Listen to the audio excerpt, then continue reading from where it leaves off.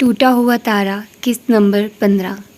مصطفیٰ office میں تھا جب اس کے نمبر پر حویلی کے نمبر سے کال آئی تھی۔ مصطفیٰ نمبر دیکھ کر الجھ کر رہ گیا۔ اس کا پہلا خیال شہوار کی ہی طرف گیا تھا، مگر نہیں، وہ کبھی کال کرنے والی نہ تھی۔ واپس آئے 2 دن گزرے تھے، گھر سے کوئی کال کرتا تھا یا نہیں اسے علم نہیں تھا، مگر اس نے حویلی دوبارہ رابطہ نہیں کیا تھا۔ السلام علیکم۔ مصطفیٰ نے کال ریسیو کر لی۔ وعلیکم السلام، کیسے ہو بیٹا؟ دوسری طرف تبندہ بھی تھی۔ مصطفیٰ نے گہرا سانس خارج کرتے کرسی کی بیگ سے کمر ٹکا دی۔ میں ٹھیک ہوں، آپ سنائیے، طبیعت ٹھیک ہے؟ اب بخار اترا؟ اللہ کا شکر ہے، بخار تو اگلے دن ہی اتر گیا تھا۔ اور بابا صاحب کیسے ہیں؟ وہ بھی ٹھیک ہے۔ اب کہ مصطفیٰ خاموش رہا کہ مزید کیا پوچھتا۔ تم سے ایک بات کرنی تھی مصطفیٰ بیٹا، کچھ سوچتا انداز تھا۔ مصطفیٰ چونکا۔ جی کہیے۔ دیکھو بیٹا، تم سے میں نے نہ پہلے کچھ چھپایا اور نہ ہی اب چھپاؤں گی۔ میں شہوار کی وجہ سے سخت پریشان ہوں۔ مجھے یہ اندازہ تھا کہ شاید نکاح کے بعد وہ سنبھل جائے، مگر وہ اب اور بھی جذباتی ہو گئی ہے۔ ان کا انداز رنجیدہ تھا۔ مصطفیٰ نے لب بھینچ لیے۔ شہوار کی وجہ سے یہاں بھلا کون پریشان نہیں تھا؟ اب کیا ہوا ہے؟ اس نے بہت سنجیدگی سے پوچھا۔ جانتا تھا دوسری طرف محترمہ کی نئی تازہ ترین کوئی حماقت ہی سننے کو ملے گی۔ وہ واپس نہیں آنا چاہ رہی، انہوں نے بتایا تو چند ثانیے مصطفیٰ بھی گمسم ہو گیا تھا۔ مطلب وہ اپنی اسٹڈی بھی چھوڑ رہی ہے؟ وہ واپس آنے پر راضی ہی نہیں، وہ چاہتی ہے کہ ہم واپس چلیں اپنے خاندان میں، انہوں نے مزید بتایا تو مصطفیٰ کا ٹیمپرامنٹ ایک دم لوز ہوا۔ What naan sense! وہ ایک دم غصے سے اٹھ کھڑا ہوا۔ اس کا دماغ تو ٹھیک ہے نا؟ وہ شدید بھڑک اٹھا۔ میں بہت پریشان ہوں مصطفیٰ، نہ جانے اسے کیا ہو گیا۔ اب تک اس نے مجھے اتنا سکھ دیا تھا کہ کبھی خیال ہی نہیں آیا کہ کبھی اس کی وجہ سے میں پریشان بھی ہوں گی۔ وہ تو کبھی اونچی آواز میں نگاہ اٹھا کر مجھ سے بات تک نہ کرتی تھی، آیا اور ادب لحاظ تو اب بھی کر رہی ہے، مگر لگتا ہے جیسے اس نکاح والے فیصلے نے اسے اس قدر پریشان کیا ہے کہ وہ بہت چینج ہو کر رہ گئی ہے۔ اس کے رویے سے میں پریشان ہو کر رہ گئی ہوں، نہ جانے اسے کیا ہو گیا ہے۔ وہ ایسی تو کبھی بھی نہ تھی۔ تابندہ بھی ذکر کرتے کرتے رو دی تو مصطفیٰ تعصب سے سر ہلا کر رہ گیا۔ مصطفیٰ کسی بھی طرح اسے اس نقصان سے روکو بیٹا، وہ ضدی نہیں، مگر اس وقت ضد پر اتری ہوئی ہے۔ میڈیکل کے اتنے اہم ایئر میں آ کر وہ تعلیم چھوڑ رہی ہے، جبکہ ڈاکٹر بننے کی خواہش تو اس کی اپنی ہی تھی۔ جب کوئی انسان اپنے نقصان پر خود ہی اتر آئے تو کوئی دوسرا انسان کیا کر سکتا ہے؟ وہ کوئی کم فہم بھی نہیں ہے کہ غلطی کر رہی ہے اور میں اسے اس کی غلطی سے روکنے کے لیے انگلی سے پکڑ کر ایک طرف کر دوں گا تو وہ باز آ جائے گی۔ بوا جی، غلطی انجانے سے ہو رہی ہو تو سمجھانا آسان ہوتا ہے اور سمجھنے والا فوراً اصلاح قبول کر لیتا ہے، اور جب کوئی جان بوجھ کر خود غلطی کرنے پر تلا ہوا ہو تو ایسے بندے کو کوئی نہیں کیا سمجھائے۔ وہ ماشاءاللہ پڑھی لکھی باشعور خاتون ہے، اپنے نفع و نقصان کی تمیز ہے انہیں، ایسے میں بھلا میں کیا کر سکتا ہوں؟ مصطفیٰ نے کچھ خفگی اور بہت زیادہ سنجیدگی سے کہا تو دوسری طرف بوا جی چند پل کو لاجواب ہو گئی تھی۔ تم لوگوں کا اب رشتہ ایسا ہے کہ سمجھانے آمادہ کرنے کی بہت سی گنجائش نکل آتی ہے۔ کسی اور سے ذکر نہیں کر رہی کہ اس کی غلطیاں سب کے سامنے آتی ہیں، تم سے بیان کر رہی ہوں تو اس لیے کہ وہ تمہاری عزت ہے، اب تمہاری زندگی کی ساتھی ہے، تم اسے پیار سے محبت سے قائل کر سکتے ہو۔ ایسے رشتے میں تو بہت سی گنجائش نکل آتی ہے بیٹا، انہوں نے قائل کرنا چاہا۔ آپ کی تمام باتیں بالکل بجا ہیں، مگر میں معذرت خواہ ہوں، وہ سرے سے اس رشتے پر آمادہ ہی نہیں، قبول کرنا تو دور کی بات ہے۔ بہرحال وہ جو بھی کرنا چاہتی ہے اسے کرنے دے، ایسے ضدی لوگ ٹھوکر کھا کر سیکھتے ہیں، اسے دیکھنے دے کوئی بھلا کب تک انگلی سے پکڑ کر اس کی رہنمائی کرے۔ مصطفیٰ اس قدر خفا اور متنفر تھا کہ اس نے بوا جی کی پریشانی کا خیال کیے بغیر صاف اور دو ٹوک انکار کر دیا۔ مصطفیٰ پلیز، میں نے بہت امید سے تمہیں کال کی ہے، ایک تم ہی تو ہو جو اسے اس انتہائی قدم سے روک سکتے ہو۔ دوسری طرف تابندہ بوا پھر سسکنے لگی تو ان کی سسکیاں مصطفیٰ کے دل پر عجیب سا بوجھ بڑھانے لگی۔ بوا جی، وہ تو شاید میری شکل دیکھنے کی بھی روادار نہیں، پھر سمجھانے کی گنجائش کہاں سے نکلے؟ بہرحال میں گھر جا کر بات کرتا ہوں، ماں جی یا بابا کو کہتا ہوں اسے واپس بلوائیے۔ میں نے اندازہ لگایا کہ وہ ماں جی اور بابا کے علاوہ دوسروں کی کم ہی سنتی ہے، اگر بابا بات کریں گے تو وہ یقیناً آ جائے گی، ان کی بات نہیں ٹالتی۔ مصطفیٰ نے حامی بھر لی تھی۔ تم کسی سے ذکر نہ کرنا کہ وہ کالج چھوڑنے کا فیصلہ کیے ہوئے ہے، بھائی صاحب اور بھابھی سے بھی نہیں۔ مجھے یقین ہے کہ اس وقت وہ ضد پہ اتری ہوئی ہے، اور جب غصہ اترے گا تو اسے اپنی غلطی کا احساس ہو جائے گا، وہ شرمندہ ہوگی، خواہ مخواہ سب کے سامنے ایشو نہ بن جائے۔ تم بہانے سے کسی اور طریقے سے بات کر لینا، دیکھو آج کی تاریخ میں ضرور بات کرنا۔ تابندہ بی کے لہجے میں ہزارہا خوف تھے، ایسے خوف جو اکثر بیٹیوں کی ماؤں کے لہجوں میں ہوتے ہیں۔ مصطفیٰ گہرا سانس لے کر رہ گیا۔ آپ بے فکر رہیے، اب جیسی بھی ہے جو بھی ہے عمر بھر کا ساتھ نبھانا تو ہے نا۔ اس نے پتہ نہیں بوا کو تسلی دی تھی یا خود کو، مگر تبندہ کے لیے یہ بات خوش آئند تھی۔ شکریہ بیٹا۔ دوسری طرف بوا جی فوراً مشکور ہوئی تھی، اور ایک اور یقین دہانی کہ شہوار کو علم نہ ہو کہ ہماری بات ہوئی تھی، ورنہ وہ پہلے والی بات کو بھی لے کر خاصی خفا ہے۔ اب علم ہوا تو پھر عمر بھر بات کرنا چھوڑ دے گی۔ اس قدر ضدی ہے خاتون، مگر دیکھنے میں تو بڑی سیدھی سادی، نرم خو اور رحم دل سے لگتی تھی، مصطفیٰ نے سنجیدگی سے کہا۔ تو بوا جی مسکرا دی۔ وہ دل کی بری نہیں ہے، بس حالات نے تلخی بھر دیا اس میں۔ وہ تو کبھی نگاہ اٹھا کر کسی سے بات تک نہ کرتی تھی۔ میں نے جو کہہ دیا کبھی پلٹ کر انکار نہیں کیا، مگر اب بیٹا یہ عادلہ اور اس کے خاندان کی وجہ سے بدل گئی ہے۔ اب تو اتنی تلخی بھر گئی ہے کہ مجھے تو اس سے بات کرتے خوف آنے لگتا ہے، تابندہ بھی نے بڑے دل گرفتہ انداز میں بتایا۔ بوا جی میں صرف آپ کی وجہ سے اس معاملے میں پڑھ رہا ہوں، ورنہ میں بھی انسان ہوں، اور عام انسان کی طرح مجھے بھی اپنی سیلف ریسپیکٹ بہت عزیز ہے۔ شہوار کے بیہیویئر کی بھلے جو بھی وجہ ہو، مگر ہم ہی وہی لوگ تھے، نہ ہمارا اس سے سلوک بدلا تھا اور نہ ہی رویے۔ پھر اس کا ہم سے اس طرح بیہیو کرنا، کم از کم میں اس سچویشن کو نارمل لوگوں میں کاؤنٹ نہیں کرتا۔ دنیا میں سبھی کچھ ہوتا ہے، ہر طرح کے لوگ ہوتے ہیں، کیا دوسروں کے کہنے پر ہم زندہ رہنا چھوڑ دیں گے؟ عادلہ بھابھی اور ان کی فیملی جیسے کم ظرفوں کے لیے کوئی پاگل ہی ہوگا جو اپنی زندگی برباد کرنے کا سوچے۔ اس نے تلخی سے کہا۔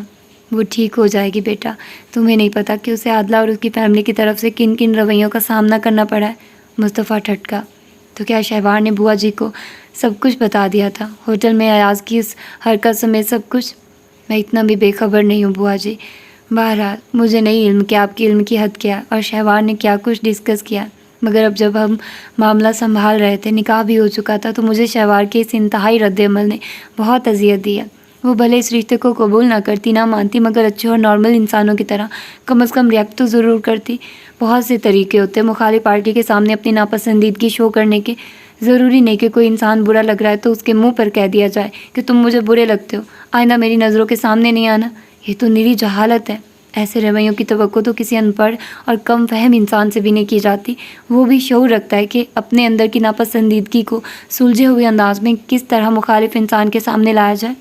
وہ کافی بھرا بیٹھا تھا، سو سب کہتا گیا۔ مجھے اتنا تو شہوار نے بتایا تھا کہ عادلہ اور اس کی ماں ایاز کا پرپوزل لے کر تو آئی تھی، مگر بھابھی نے صاف جواب دے دیا۔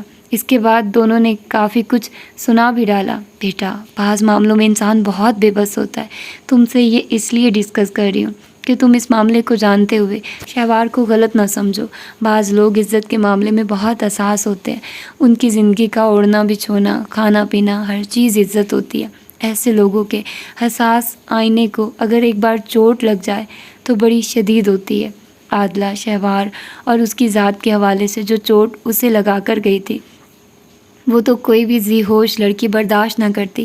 شہوار نے مجھے حرف بحرف ساری سچویشن بتائی تھی۔ اتفاقاً اس نے لاؤنج میں ہونے والی بھابھی عائشہ، صبا اور دیگر لوگوں کی باتیں سن لی تھی۔ وہ ٹوٹ کر نہ بکھرتی تو اور کیا کرتی۔ ہاں اس کے بعد بابا صاحب بیمار ہوئے تو وہ حویلی چلی آئی تھی۔ واپسی پر اس نے مجھ سے ساری بات کی اور کہا تھا کہ اسے اس معاملے میں اب مجبور نہ کیا جائے، اگر ایسا ہوا تو وہ اپنی تعلیم چھوڑ کر حویلی آ جائے گی۔ میں سمجھی کہ یہ سب عادلہ کی وجہ سے کہہ رہی ہے، ٹھیک ہو جائے گی۔ اس کے بعد وہ واپس چلی گئی۔ وہاں جا کر کیا ہوا مجھے نہیں علم۔ ہاں بھابھی اور بھائی صاحب کے سامنے میں نے اس رشتے سے انکار کر دیا تھا۔ پھر 2 دن بعد اچانک بھائی صاحب کی کال آئی کہ وہ نکاح کر رہے ہیں تم دونوں کا، اور مجھے سختی سے تاکید کی کہ شہوار مجھ سے رابطہ بھی کرے تو میں بات نہ کروں۔ انہوں نے یہ فیصلہ کیوں کیا مجھے نہیں علم، نہ انہوں نے بتایا، بس یہ ہوا کہ میں نے ان کی تاکید پر عمل کیا۔ اگلے دن شہوار واپس آ گئی، لائبہ ساتھ تھی۔ میں براہ راست شہوار سے کچھ کہہ بھی نہیں سکتی تھی، مجھے نہیں پتا تھا کہ وہ دوسروں کے ساتھ ساتھ میری ذات سے بھی بدگمان ہو جائے گی، اور انتہائی حد یہ ہوگی کہ کبھی واپس نہ جانے کا فیصلہ کر لے گی۔ تابندہ بھی نے دھیرے دھیرے ساری سچویشن سنا ڈالی تھی، اور مصطفیٰ خاموشی سے اپنی جگہ جم کر رہ گیا تھا۔ تو کیا شہوار کا یہ رویہ محض ان کے اس اچانک فیصلے کا رد عمل تھا؟ شہوار ایاز کے پرپوزل سے باخبر تھی۔ یہ انکشاف حیران کن تھا۔ اس کے بعد ایاز کی حرکت اور ان کے اپنے اقدامات، شہوار جیسی لڑکی جس کے لیے عزت نفس ہی سب کچھ تھا، وہ ایسا ریاکشن چھوڑ نہ کرتی، کیا ناممکن تھا؟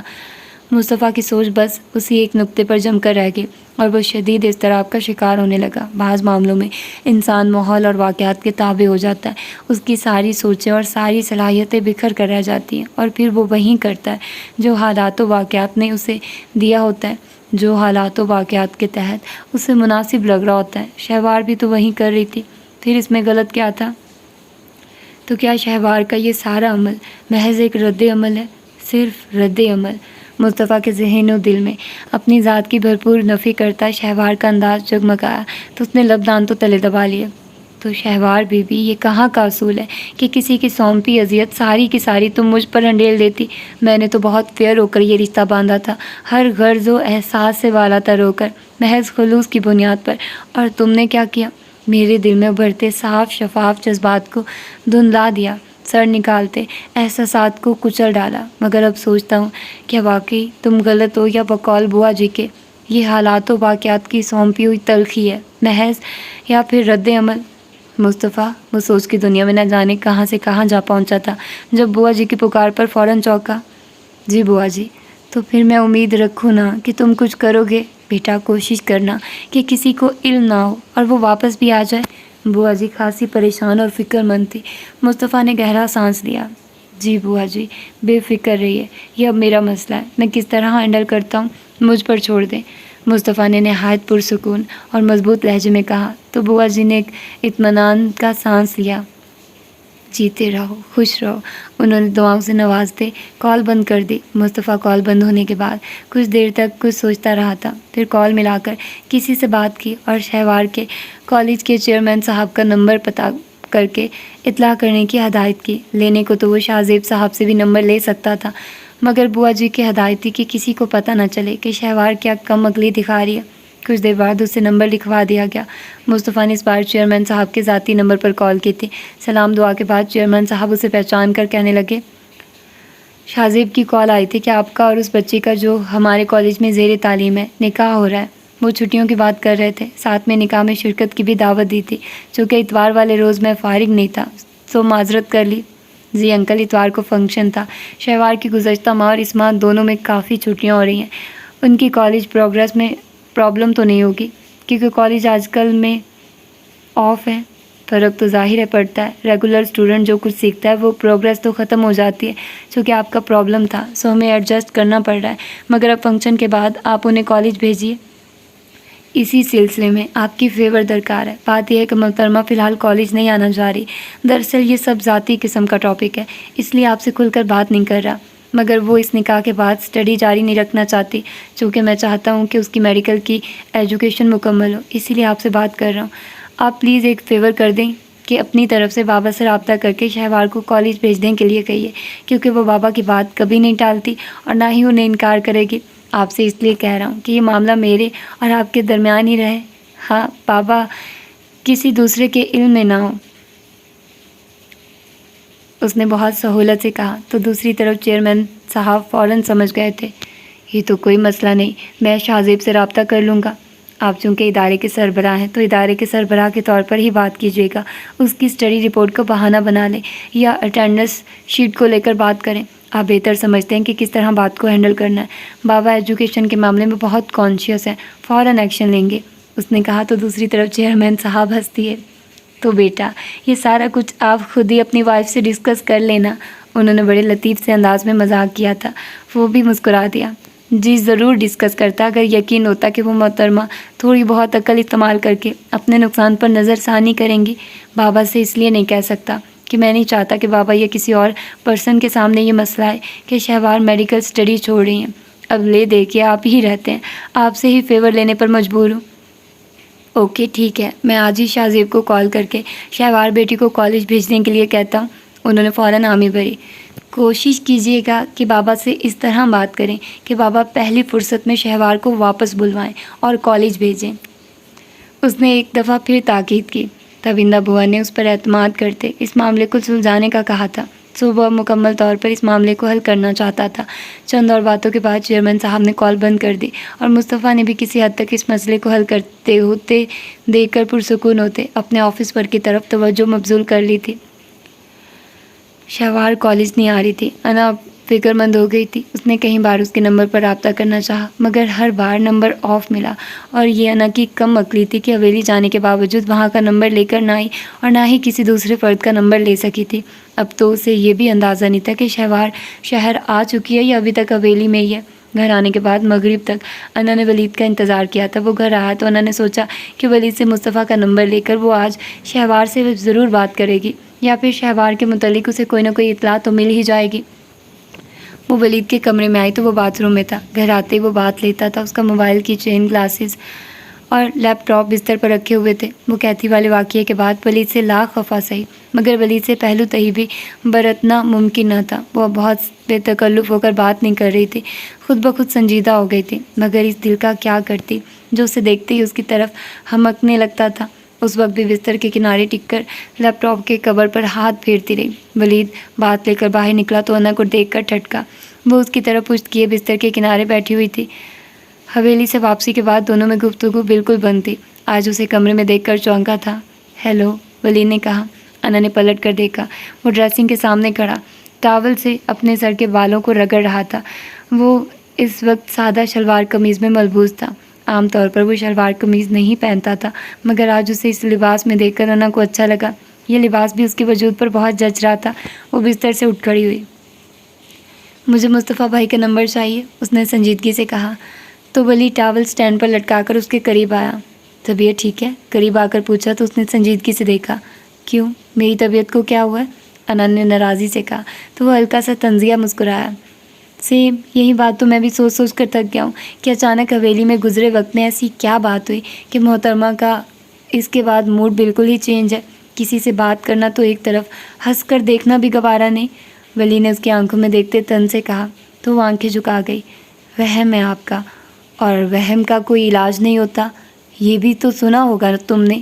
واپس آئینے کے سامنے کھڑے ہو کر بالوں میں برش کرتے ولید نے کہا تو وہ گہرا سانس لے کر رہ گئی۔ مجھے مصطفیٰ بھائی کا نمبر دے دیں۔ ولید نے آئینے میں سے اسے دیکھا۔ اس کی سنجیدگی برقرار تھی۔ کوئی کام ہے مصطفیٰ سے؟ جی، شہوار کالج نہیں آ رہی، اس کا نمبر بھی بند ہے، بس اسی کے بارے میں کنفرم کرنا تھا۔ مگر مصطفیٰ تو اگلے دن ہی شہر واپس آ گیا تھا، اس کی فیملی کے باقی ممبر بھی آ چکے ہیں یا نہیں کنفرم نہیں، ولی نے بتایا تو اس نے الجھ کر اسے دیکھا۔ آپ نمبر لکھوا دیں، میں کال کر لیتی ہوں۔ ولی نے بستر پر رکھا موبائل اٹھا کر مصطفیٰ کا نمبر نکالا۔ لکھو، ولی نے کہا تو انا نے فوراً اپنا موبائل سیدھا کرتے اس کا لاک کھولا۔ لکھوائیے، اس نے کہا مگر تبھی ولید کا موبائل بجنے لگا تھا۔ ولید اپنے موبائل کو دیکھ رہا تھا۔ انجانا نمبر تھا۔ صبح سے کہیں کال آ چکی تھی مگر مصروفیت کی وجہ سے وہ اٹینڈ نہ کر پایا تھا۔ اس نے ایک نظر منتظر سی انا کو دیکھا اور پھر اسے رکنے کا اشارہ کرتے اس نے کال پک کر لی۔ ہیلو، اجنبی آواز تھی۔ السلام علیکم، جی کون؟ وعلیکم السلام۔ آپ نے پہچانا نہیں، جبکہ میں آپ کی آواز سنتے ہی پہچان گئی ہوں۔ صبح سے کئی بار کال کی تھی مگر آپ نے پک ہی نہیں کی۔ ولید صاحب ایسے نہیں کرتے، کسی کا دل ٹوٹ جاتا ہے۔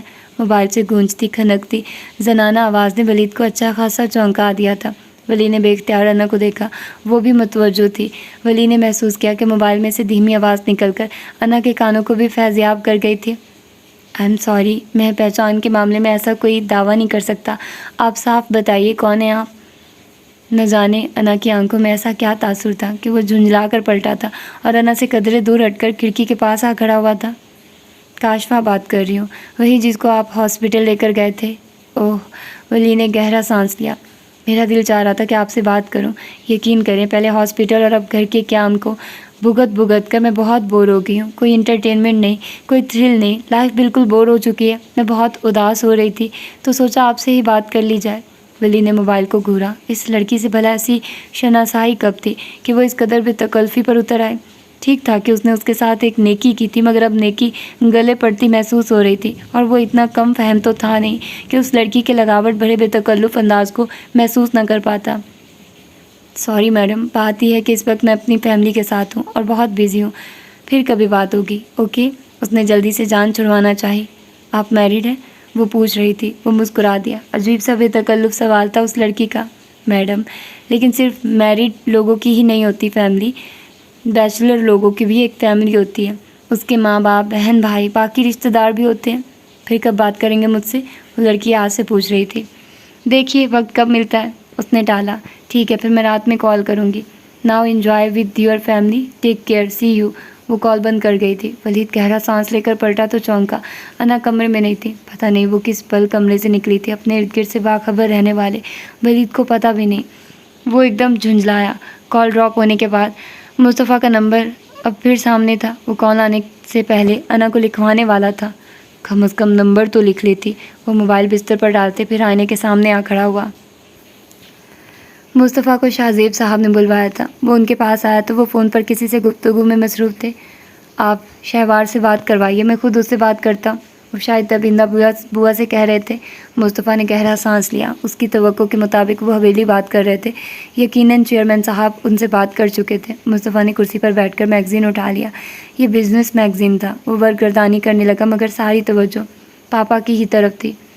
वालेकुम अस्सलाम, तबीयत ठीक है बेटा? दूसरी तरफ शहवार लाइन पर थी। बात यह है बेटा कि पिछले दिनों और इससे पहले आपकी कॉलेज से बहुत सारी छुट्टियां हो चुकी है। लास्ट मंथ और इस माह की कुल मिलाकर अच्छी खासी छुट्टियां हो जाती हैं। आज आपके कॉलेज से कॉल आई थी। आपकी प्रोग्रेस रिपोर्ट के बारे में बता रहे थे कि अगर अटेंडेंस शीट की कारकर्दगी इसी तरह रही तो यकीनन आपकी स्टडी भी मुतासिर होगी। सारा ईयर तबाह हो सकता है। मुझे तो सुनकर खासी टेंशन होने लगी। आप तो माशाल्लाह खासी ज़हीन बच्ची हो। तालीमी कारकर्दगी भी हमेशा से बहुत अच्छी रही है। मेरी बहुत ख्वाहिश थी कि मेरी अपनी औलाद में से कोई मेडिकल में जाए, मगर किसी की कारकर्दगी इतनी अच्छी ना थी। अगर थी तो इंटरेस्ट ना था। आप मेडिकल में आई तो मुझे रूहानी खुशी हुई थी, मगर आज कॉलेज से कंप्लेन सुनकर दुख हुआ कि अच्छी खासी बच्ची ज़ाया हो रही है। उन्होंने कुछ तवक्कुफ़ किया और फिर मुस्कुराए। बहुत छुट्टियां कर ली, अब मज़ीद छुट्टियां नहीं होनी चाहिए। आप वापस आइए और क्लासेस अटेंड करें। जितना हर्ज हुआ है वो कवर करें। मैं नहीं चाहता कि किसी भी वजह से आपका ये साल ज़ाया हो। अंकल ने कहा तो दूसरी तरफ शहवार उलझ गई। मगर अंकल अभी मैं वापस नहीं आना चाहती, इधर रुकना चाहती हूँ। वो चाहने के बावजूद ना कह सकी कि मैं तालीम छोड़ रही हूँ। सारी उम्र ही काम तो करना है, अभी अपनी स्टडी की तरफ भरपूर तवज्जो दें। मगर अभी वापस आने को मेरा दिल नहीं चाह रहा। मैं वहाँ एकदम एडजस्ट नहीं हो पाऊँगी। पहले की बात और थी, मगर अब वो हिचकिचाई तो वो मुस्कुरा दिए। उसकी बात का मतलब समझ रहे थे। वो शायद निकाह के बाद मुस्तफ़ा की वजह से यहाँ आने से पहलू तय कर रही थी। बेटा ये कौन सी नई बात तो ना थी। फिर मुस्तफ़ा कौन सा आपके लिए अनजान है जो प्रॉब्लम फेस हो। बहरहाल अभी सिर्फ निकाह हुआ है, रुखसती तो तभी होगी जब आपका मेडिकल कंप्लीट हो जाएगा। ये मैं आपको यकीन दिलाता हूँ। मुस्तफ़ा ने मैगज़ीन हटाकर बाप को देखा। वो मुस्कुरा कर कह रहे थे, मैं बहुत टेंशन में हूँ अंकल, मैं वहाँ आकर पहले की तरह नहीं पढ़ पाऊँगी। उसने एक और बहाना बनाया, अयाज थाने में है। अव्वल तो हमारी कोशिश होगी कि वो बाहर नहीं आए। अगर ज़मानत हो भी गई तो भी आप हमारी ज़िम्मेदारी हैं। बिल्कुल टेंशन फ्री रहिए। वो समझे थे कि वो अयाज की बात कर रही है। उन्होंने रिलैक्स अंदाज में कहा, रह गई पहले की तरह ना पढ़ पाने की बात तो बेटा हम ट्यूटर का बंदोबस्त कर लेंगे। आप बस क्लासेस अटेंड कर लें, अटेंडेंस मुकम्मल करवाइए और मेहनत करें। मेडिकल क्लियर करवाना हमारी ज़िम्मेदारी है। उनके पास उसके तमाम बहानों का एक से एक सलूशन मौजूद था। दूसरी तरफ शहवार ने लब भींच लिए तो इस तरफ मुस्तफ़ा ने अपनी मुस्कुराहट मुंह के आगे मैगज़ीन कर लिया। वो तसव्वुर में शहवार का ज़ब्त से सुर्ख पड़ता चेहरा देखकर महजूज हो रहा था। मैंने आपके कॉलेज वादा किया है कि आप कल से क्लासेस अटेंड करेंगी, तो फिर आप आज वापस आ रही हैं ना? मैं यहाँ किसी लड़के को आपको लेने भेज रहा हूँ। आप तैयारी रखिए, सुबह फजर के करीब आप निकलेंगी तो कॉलेज टाइम पर यहाँ मौजूद होंगी। उन्होंने मज़ीद प्रोग्राम बताया तो वो रूहान सी हो गई। मगर अंकल जी, मैं कॉलेज में लड़कियों को कैसे फेस करूँगी? क्या आपने पहले किसी से जिक्र किया था कि ये निकाह हो रहा है? नहीं तो कोई बात नहीं, किसी को बताने की ज़रूरत भी नहीं। ये हमारा ज़ाती मामला है, किसी दूसरे से क्यों डिस्कस करें। अभी 8 बजे हैं, यहाँ से किसी लड़के को भेज रहा हूँ। 12-1 बजे वो हवेली पहुँच जाएगा। सुबह फजर के करीब दोबारा निकलेंगे तो 8 बजे तक इधर होंगे। फिर आप कॉलेज चली जाइएगा। उन्होंने अब के 2 टोक अंदाज में कहा और फिर चंद एक और हदायत के बाद कॉल बंद कर दी थी। आपने बुलवाया था? कॉल बंद करके वो कुछ सोच रहे थे। मुस्तफ़ा ने कहा तो उन्होंने सर हिला दिया। हाँ बुलवाया तो है। ऐसा करो तुम इस वक्त हवेली चले जाओ। शहवार की अच्छी खासी छुट्टियां हो रही हैं कॉलेज से। वहाँ से फ़ोन आया था, उसकी 2 माह में ख़राब प्रोग्रेस की निशानदेही कर रहे थे। कह रहे थे कि अगर यही कार्यकर्दगी रही तो उसका साल ज़ाया हो सकता है। मैंने वादा किया कि वो कल क्लासेस अटेंड करेगी। शहवार को मैंने फ़ोन कर दिया है, वो तैयार रहेगी। तुम अब चले जाओ, फजर के करीब वापसी के लिए निकल आना। वक्त पर पहुँच पाओगे تم آفس چلے جانا تو شہوار کالج۔ انہوں نے پرسکون انداز میں تمام پروگرام بتایا۔ اس وقت آج تو میں بہت تھکا ہوا ہوں، آپ عباس بھائی یا سجاد میں سے کسی کو بھیج دیں۔ اس نے انکار کیا تو بابا نے اسے گھورا۔ اس کا نکاح عباس یا سجاد سے نہیں، تم سے کیا ہے ہم نے، اور تمہاری مرضی سے ہوا یہ سب۔ وہ عباس یا سجاد کی ذمہ داری نہیں کہ وہ جائیں، تمہاری ذمہ داری ہے، تم جاؤ گے۔ انہوں نے غصے سے کہا۔ میں آج سارا دن بہت بیزی رہا ہوں، بہت تھک گیا ہوں۔ وہ فی الحال شہوار کا سامنا نہیں کرنا چاہتا تھا، سو بہانہ بنایا تو بابا نے سنجیدگی سے دیکھا۔ تھکن تو کسی اور وقت بھی اتر سکتی ہے، مگر وہ ہماری بہو ہے، وہ پہلے ہی کئی باتوں کو لے کر عدم تحفظ کا شکار ہے۔ میں چاہتا ہوں کہ تم خود اسے لینے جاؤ۔ ویسے بھی اب شہوار کی ذمہ داری تم پر ہے، مگر یہ ذمہ داری تو تب قبول کروں جب رخصتی جیسا پروگرام طے پا چکا ہو۔ ابھی تو محض نکاح ہوا ہے، وہ میری اوور آل ذمہ داری کیسے بن گئی؟ وہ بابا سے کبھی بحث نہیں کرتا تھا، مگر اس وقت وہ شہوار کا سامنا نہیں کرنا چاہتا تھا، سو انکار کر گیا۔ تو بابا نے بہت سنجیدگی اور برہمی سے اسے دیکھا۔ کیا بات ہے، میں دیکھ رہا ہوں ادھر تم اس نکاح سے نالا ہو تو ادھر شہوار، کہیں تم نے شہوار سے کچھ کہہ تو نہیں دیا؟ بابا کا مشکوک تفتیشی انداز تھا، اور کیا تشخیصی رپورٹ تھی؟ مصطفیٰ کا جی چاہا کہ اپنا سر پیٹ لے۔ نیکی بدنام، گناہ لازم۔ محترمہ کے رویوں کی بھی ساری ذمہ داری اس کے کندھوں پر آ پڑی تھی۔ پاپا بھی نا بعض اوقات حد کر جاتے تھے۔ وہ کلسا، ایسی کوئی بات نہیں، میں اس نکاح سے قطعی نالا نہیں۔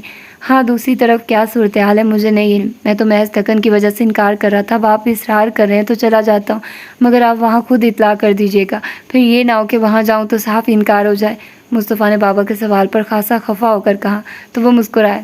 میں نے کہہ دیا ہے وہاں، تم جاؤ تیاری کر لو، ابھی نکلو، 12 بجے پہنچ جاؤ گی، 1-2 گھنٹے ریسٹ کرنا، پھر واپس آ جانا۔ جی اچھا، وہ کہہ کر اٹھ کھڑا ہوا۔ بس یہی کہنا تھا، اب تم جاؤ تیار ہو لو، انہوں نے کہا تو وہ گہری سانس بھرتا باہر نکل گیا۔ انا وہ لاؤنج کے قریب سے گزری تو ماما نے پکارا، جی ماما ادھر آؤ۔ وہ ان کے پاس آ بیٹھی، روشی بھی پاس ہی تھی۔ ماما کہیں طرح کے کپڑے پھیلائے بیٹھی ہوئی تھی۔ مرد اس وقت سبھی اپنے اپنے کمروں میں تھے۔ ماما اور روشی شادی کے سلسلے میں ڈھیروں سامان بکھیرے جائزہ لے رہی تھی۔ آپ نے ادھر دکان ہی کھول رکھی ہے، اس نے ہنس کر کہا۔ تمہیں تو کسی چیز کی پرواہ ہی نہیں، شادی کے دن ہے، 100 کام ہے گھر میں کرنے کو، میرا تو سارا دن بوتیک میں گزر جاتا ہے۔ پیچھے روشی ہی سارا کچھ دیکھتی ہے، کچن کے کام بھی، کھانا پکانا بھی، اور باقی مصروفیات بھی۔ ماما نے اس کے ہنسنے پر برا مان کر کہا۔ اس نے روشی کو دیکھا، وہ مسکرا رہی تھی۔ یہ دن اب روشی کے آرام کے ہیں، تم اسٹڈی کے ساتھ ساتھ آج کل کچن دیکھو۔ خیر مہمان ہم نے کچھ خاص بلائے نہیں، 2 دن فنکشن ہوگا تو میرج ہال میں ہی سب نے پہنچنا ہوگا۔ گھر میں مہمانوں کو سنبھالنے کی ٹینشن تو نہیں ہوگی، مگر کچھ نہ کچھ تو ہنگامہ ہوگا ہی نا۔ روشانے کو فارغ کرو اور تم خود ساری ذمہ داریاں دیکھو۔ گھر کے کام سغرا دیکھ لیتی ہے، آج کل اس کی ماں اور بہن کو بھی بلوا رہی ہوں، چند دن وہ بھی ہوں گی۔ تم خود اب سب جانب دھیان دو، میں نے بوتیک کی لڑکیوں کو کہہ دیا کہ ان دنوں وہ خود دیکھ لیں، مگر روزانہ 2-3 گھنٹے چکر تو ضرور لگے گا نا میرا، ماما نے کہا تو اس نے محض سر ہلا دیا۔ تم بہت ڈل اور آدم بیزار ہوتی جا رہی ہو، کسی بھی معاملے میں کوئی انٹرسٹ شو ہی نہیں کر رہی ہو۔ خیر سے تمہارے اکلوتے بھائی کی شادی ہے، تم تو 100 ارمان نکالنے کے دعوے کرتی رہی ہو، اب موقع آیا ہے تو بالکل ایک طرف موڈ بنائے پھرتی رہتی ہو۔ آخر وجہ کیا ہے، ہوا کیا ہے تمہیں؟ ماما کو آج موقع ملا تھا اس کی گوشمالی کرنے کا۔ اس نے بے چارگی سے روشانے کو دیکھا، وہ مسکرا دی۔ کچھ نہیں ہوا مجھے، اس نے منہ بنا کر کہا۔ تم ڈھولک منگوانے کا کہہ رہی تھی، پھر سغرا سے کہہ کر کیوں منگوائی نہیں؟ اس کی کلاس لینے کے بعد ماما نے ایک اور نکتہ اٹھایا تھا۔ کیا فائدہ منگوانے کا، یہاں کون سا مہمانوں اور ساتھ نبھانے والوں کی قطاریں لگی ہوئی ہیں، جب خود تنہا ہی سب کرنا ہے تو پھر فائدہ؟ اس کا انداز ایک دم بڑا بیزار ہوا تو ماما نے بغور دیکھا۔ ہم کون سا جنگل میں آباد ہیں، خیر سے اچھی خاصی سلام دعا ہے، اتنی آنٹیز ہیں تمہاری، ان کے گھروں میں کال کرو، آس پڑوس کو بلوا لو، رونق ہی لگانی ہے نا، ماما نے کہا تو اس نے سر جھٹکا۔ کیا فائدہ پرائی خوشیوں سے دل کو آباد کرنے کا؟ شہوار کا محض نکاح تھا، مگر وہاں ان لوگوں کے سبھی رشتہ دار موجود تھے، نہ ڈھولک بجی نہ گیت گائے، مگر وہاں سب نے مل بانٹ کر جو رونق لگائی اس کو بھول ہی نہیں سکتی میں۔ سب لڑکیاں ایک سے بڑھ کر ایک تھی، بالکل روایتی سا ماحول تھا، زنانہ مردانہ الگ الگ، اور گھر کی بڑی خواتین نے کسی معاملے میں مداخلت نہیں کی، اور سب نے بھی اخلاق کے دائرے میں رہتے ہوئے اتنی رونق لگائی کہ حد نہیں۔ پوچھ لے روشی سے کتنا انجوائے کیا تھا ہم نے۔ بابا نے حیرت سے اسے دیکھا۔ अना दिन ब दिन अजीब सी कनूतियत पसंद होती जा रही थी, और ये कम्प्लेक्सेस भला दूसरों से अपनी खुशियों का मवाजना करने का क्या मतलब हो सकता था। ये क्या बात हुई, हम कौन सा छुप छुपा कर सब कर रहे हैं। अब तुम्हारी तवक्को के मुताबिक रिश्तेदारों की एक लंबी लाइन इकट्ठी करने से तो रही, सुगरा को कह दूंगी, वो ढोलक ला देगी, आस पड़ोस में पैगाम भी दे आएगी। रौनक ही लगाना है, लगा लेना। मामा ने कहा तो वो चुप रही। एहसन के कमरे का फर्नीचर कल आ जाएगा, मुख्तलिफ वर्कर्स को कहा हुआ है, वहीं लोग आकर सेटिंग कर जाएंगे। जिस तरह का भी सजाना है तुम रोशी के साथ मिलकर डिसाइड कर लो, एहसन से भी मशवरा ले लो, 1-2 दिन में ये काम मुकम्मल हो जाए। बाकी बाहर बाजार की तैयारी तो मुकम्मल है ना? उन्होंने उसे कहते कहते रुशाने से भी पूछा। जी, हर चीज़ रेडी है, अब चक्कर लगाने की ज़रूरत तो नहीं। हाँ, मर्द हजरात ने कोई स्पेशल किस्म की शॉपिंग करनी है तो उनका मसला है, हमारा सारा काम मुकम्मल है, बस चीज़ों की एक मुकम्मल लिस्ट बनानी है और अरेंजमेंट का काम है। रुशानी ने तफसील बताई। चलो, अब कल से मैं कुछ टाइम घर पर ही हुआ करूँगी, फिर वर्कर्स भी होंगे, 1-2 दिन में हो जाएगा सब, बाकी बस फंक्शन के दिनों का ही काम होगा। जी, रुशानी ने तायद की। मेहंदी वगैरह का क्या फ़ाइनल किया आप लोगों ने? अना ने पूछा। ये तुम अपने मामू और पापा से पूछ लेना, वो इजाज़त देंगे तो कर लेंगे। शादी से 1 दिन पहले महज रस्म ही तो करना है, घर के लॉन में अरेंज करवा लेंगे, या फिर जैसा तुम कहो। मामा ने उस पर छोड़ा। मैं सोच रही थी कि ये फंक्शन भी होटल में ही हो, घर में करवाने वाली टेंशन ख़त्म करें। अना ने मशवरा दिया तो मामा ने सर हिला दिया। अपने पापा से डिस्कस कर लो, मैं भी इस हक़ में हूँ कि इस तरह एक बहुत बड़ी जिम्मेदारी से रिलैक्सेशन मिल जाएगी। खाना पीना अरेंजमेंट हर चीज़ होटल की होगी फिर तो। अना ने सर हिला दिया। तुमने कुछ लेना देना तो नहीं ना? आप किसी भी किस्म की कोई शॉपिंग करनी है तो अभी बता दो, फिर ऐन वक्त पर किसी ने बाज़ार का चक्कर नहीं लगाना। मामा ने उठते हुए पूछा। नहीं, मुझे किसी भी चीज़ की ज़रूरत नहीं, पहले ही मेरे पास हर चीज़ बड़ी वाफिर मिकदार में मौजूद है, उसने कहा तो मामा मुख्तलिफ शॉपिंग बैग्स और सामान समेट कर वहाँ से चली गई थी। शहवार दुल्हन बनकर खासी खूबसूरत लग रही थी, रोशाने ने कहा तो उसने सर हिला दिया।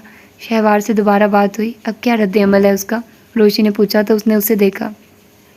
नहीं, मेरी वापस आकर बात ही नहीं हुई, उसका नंबर हनूज़ बंद, और कम अकली देखो मैंने भी किसी और का नंबर नहीं लिया, ना वो कॉलेज आ रही है, पता नहीं वापस भी लौटी है या अभी तक हवेली में ही है। मैं उसकी तरफ से खासी फ़िक्रमंद हो रही हूँ, इस सारे वाक़ये को लेकर उसकी स्टडी खासी मुतासिर हो रही है, ऊपर से मुसलसल लीव पर है। वो शहवार को लेकर वाकई खासी परेशान थी। उसके शहर वाले घर का भी नंबर नहीं है तुम्हारे पास? कहाँ? उसने बेचारगी से कहा। मुस्तफ़ा भाई से रब्ता कर लो, रोशानी ने सलूशन दिया तो उसे शाम का वाक़या याद आ गया। उसने बस इनकारा भरा। उनका नंबर तो वलीद भाई के पास होगा, उनसे नंबर ले लो। वो जवाबन चुप रही। मैं सोच रही हूँ कल कॉलेज से वापसी पर शहवार के यहाँ चक्कर लगा लो।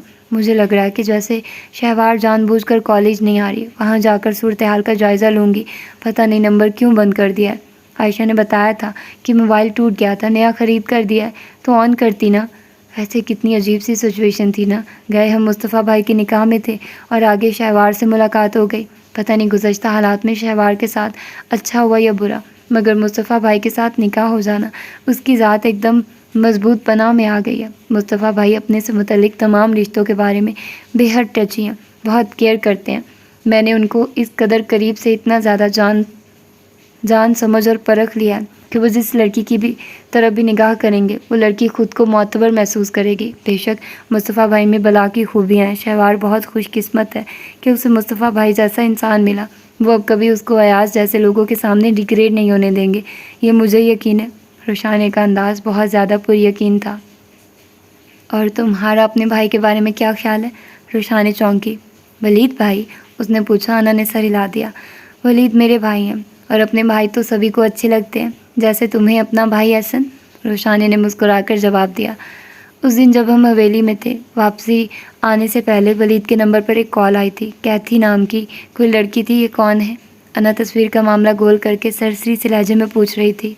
कैथी? रोशानी मुस्कुरा दी, उसका अंदाज़ बड़ा महजूज कुन था।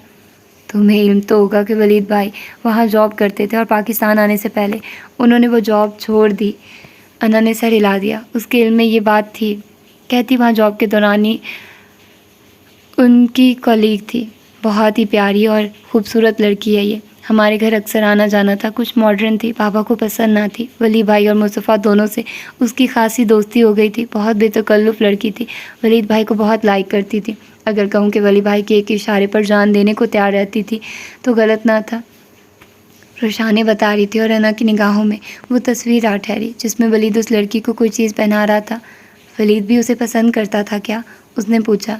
ولی بھائی کی بہت دوستی تھی کیتھی سے، کرسچن تھی مگر بابا کو پسند نہ تھی، خاصی بے تکلف اور موڈ بھی، اور جب ہم لوگ واپس آ رہے تھے تو بہت روئی تھی۔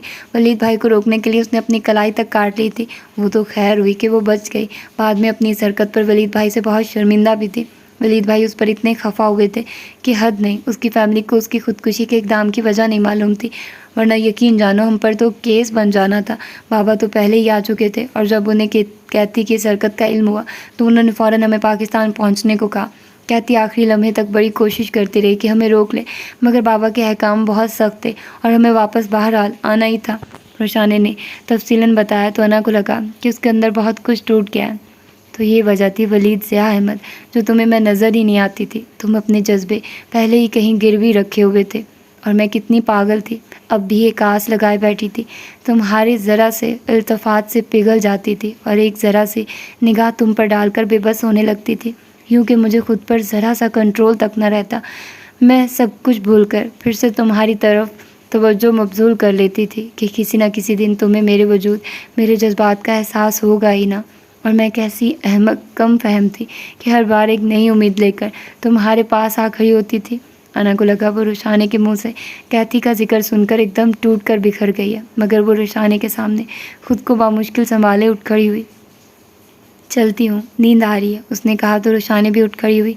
ہاں مجھے بھی نیند آ رہی ہے، وہ بغیر کچھ کہے اپنے کمرے کی طرف چلی آئی، اور پھر کمرے میں بند ہو کر دروازہ لاک کر کے جب وہ بستر پر گری تو اسے لگا کہ اس کا ضبط ایک دم چھلک پڑا ہو، اور پھر وہ خود کو بکھرنے سے نہ روک پائی تھی۔ مصطفیٰ 9 بجے گھر سے نکلا، گھر والی گاڑی میں تھا۔ گاؤں کا 3.5 گھنٹے کا سفر اس نے بڑے رش انداز میں صرف 2.5 گھنٹے میں طے کیا، اور وہ جب حویلی پہنچا تو ساری حویلی گہرے اندھیرے میں ڈوبی ہوئی تھی۔ چوکیدار گیٹ پر تالا ڈالے اپنے کمرے میں جا چکا تھا۔ اس نے ہارن دیا تو وہ باہر نکلا تھا۔ مصطفیٰ کو دیکھ کر اس نے گیٹ کھولا، وہ گاڑی اندر لے آیا تھا۔ اندر سب سو گئے ہیں کیا؟ اس نے چوکیدار سے پوچھا۔ پتہ نہیں، وہ اسے وہیں چھوڑ کر اندر آ گیا۔ تابندہ بوا کو اس نے فون کر کے اپنے آنے کی اطلاع کی تھی، مگر انتظار کرنے سے منع کر دیا تھا۔ اندر سبھی کمروں کی روشنیاں بند تھیں سوائے بابا صاحب کے کمرے کے۔ گاؤں میں سر شامی رات اتر آتی تھی اور اس وقت 11:30 بج رہے تھے، گویا آدھی رات ہو گئی، جبکہ شہر میں اس وقت رات شروع ہوتی تھی۔ وہ بابا صاحب کے کمرے کی طرف آ کر دستک دی۔ آ جاؤ، بابا صاحب نے کہا تو وہ اندر داخل ہوا۔ السلام علیکم۔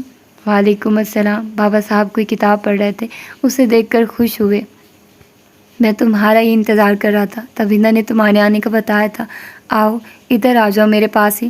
صوفے پر بخشو سویا ہوا تھا، بابا صاحب نے کہا تو وہ ان کے بستر پر ہی بیٹھ گیا۔ انہوں نے اس کے سر اور کندھوں پر ہاتھ پھیرا۔ شاہزیب نے فون کیا تھا کہ وہ کسی لڑکے کو بھیج رہے ہیں شہوار کو لینے، تبیندہ انتظار ہی کر رہی تھی، کچھ دیر قبل اپنے کمرے میں گئی ہے۔ بتاؤ کیا کھاؤ پیو گے؟ انہوں نے پوچھا۔ کھانا کھا کر آیا ہوں، اس وقت چائے کی طلب ہو رہی ہے، میں سیدھا ادھر ہی آیا ہوں، آپ کے کمرے کی لائٹ روشن تھی تو اندر آ گیا۔ مصطفیٰ نے کہا۔ ہاں اندر سبھی سو گئے ہوں گے، ایسا کرو تم منہ ہاتھ دھو لو، میں بخشو کو کہتا ہوں وہ چائے بنا لیتا ہے۔ بابا صاحب نے کہا تو وہ سر ہلاتا ان کے کمرے کے واش روم میں چلا گیا تھا۔ بابا صاحب نے بخشو کو اٹھا کر چائے بنانے کا کہا تھا۔ مصطفیٰ منہ ہاتھ دھو کر آیا تو بابا صاحب منتظر تھے، وہ ان کے پاس ہی بستر پر دوبارہ آ بیٹھا۔ کچھ دیر بعد بخشو چائے بنا لایا تھا، بخشو ٹرے رکھ کر باہر نکل گیا۔ مصطفیٰ نے اور بابا صاحب نے مل کر چائے پی۔ شہر سے جو لڑکے تمہارے دوست آئے تھے ان میں ایک لڑکا تھا ولید، کب سے ہے تمہاری دوستی اس سے؟ بابا صاحب نے اچانک باتوں کے دوران پوچھا۔ میں جب امریکہ گیا تھا تو جن لڑکوں کے ساتھ اپارٹمنٹ شیئر کیا تھا ان کے ساتھ والا گھر ولید اور اس کی فیملی کا تھا۔ جتنا عرصہ میں باہر رہا ہوں انہی لوگوں کے ساتھ ہی ملتا جلتا رہا ہوں، یوں کہہ لیں کہ ان کی فیملی کا ہی ایک حصہ بن کر رہا ہوں۔ مجھے کبھی ان لوگوں کے درمیان رہتے ہوئے اکیلے پن کا احساس ہی نہیں ہوا تھا۔ اچھا تو وہ لوگ باہر ہی رہے ہیں؟ کب سے وہ امریکہ میں آباد تھے؟ میرا خیال ہے وہ لوگ کئی سالوں سے وہاں رہ رہے ہیں، ولید وغیرہ بھی واپس لوٹے ہیں۔ ولید کے والد اور ان کی بہن 2 ہی بہن بھائی تھے، ساری زندگی دونوں خاندان ایک ساتھ ہی رہے۔ اب ان کا ارادہ اپنے بچوں کی شادیاں بھی آپس میں ہی کرنے کا ہے۔ ولید کی پھوپھی کی فیملی کچھ سال پہلے واپس لوٹی تھی، یہاں آ کر انہوں نے اپنا کاروبار شروع کیا تھا، اب وہ کچھ حد تک اسٹیبلش ہو چکے ہیں۔ ولید کے باپ کا کیا نام ہے؟ انہوں نے مزید پوچھا۔ اور اس کے والد حیات ہیں کیا؟ ضیاء احمد۔ جی ہاں وہ ابھی حیات ہے، بس بیمار رہتے ہیں، ہائی بلڈ پریشر کے سبب۔ اور والدہ کا نام؟ مجھے نہیں علم، کبھی پوچھا ہی نہیں، مصطفیٰ نے کہا تو بابا صاحب نے بڑی مایوسانہ نگاہ ڈالی تھی۔ کوئی خاص بات تھی بابا صاحب؟ بابا صاحب کا اس قدر دلچسپی سے یہ سب پوچھنا اسے حیرت سے دوچار کر رہا تھا۔ اس نے کہا تو وہ چونکے، پھر ذرا سنبھلے۔ نہیں، بس یوں ہی لگا کہ اس بچے کو کہیں دیکھا ہے۔ خیر تم آرام کرو، دوسرے کمرے میں چلے جاؤ، میں بخشو کو کہتا ہوں وہ کمرہ کھول دیتا ہے۔ انہوں نے کہا تو وہ کھڑا ہو گیا۔ صاحب کسی چیز کی ضرورت ہو تو نہیں؟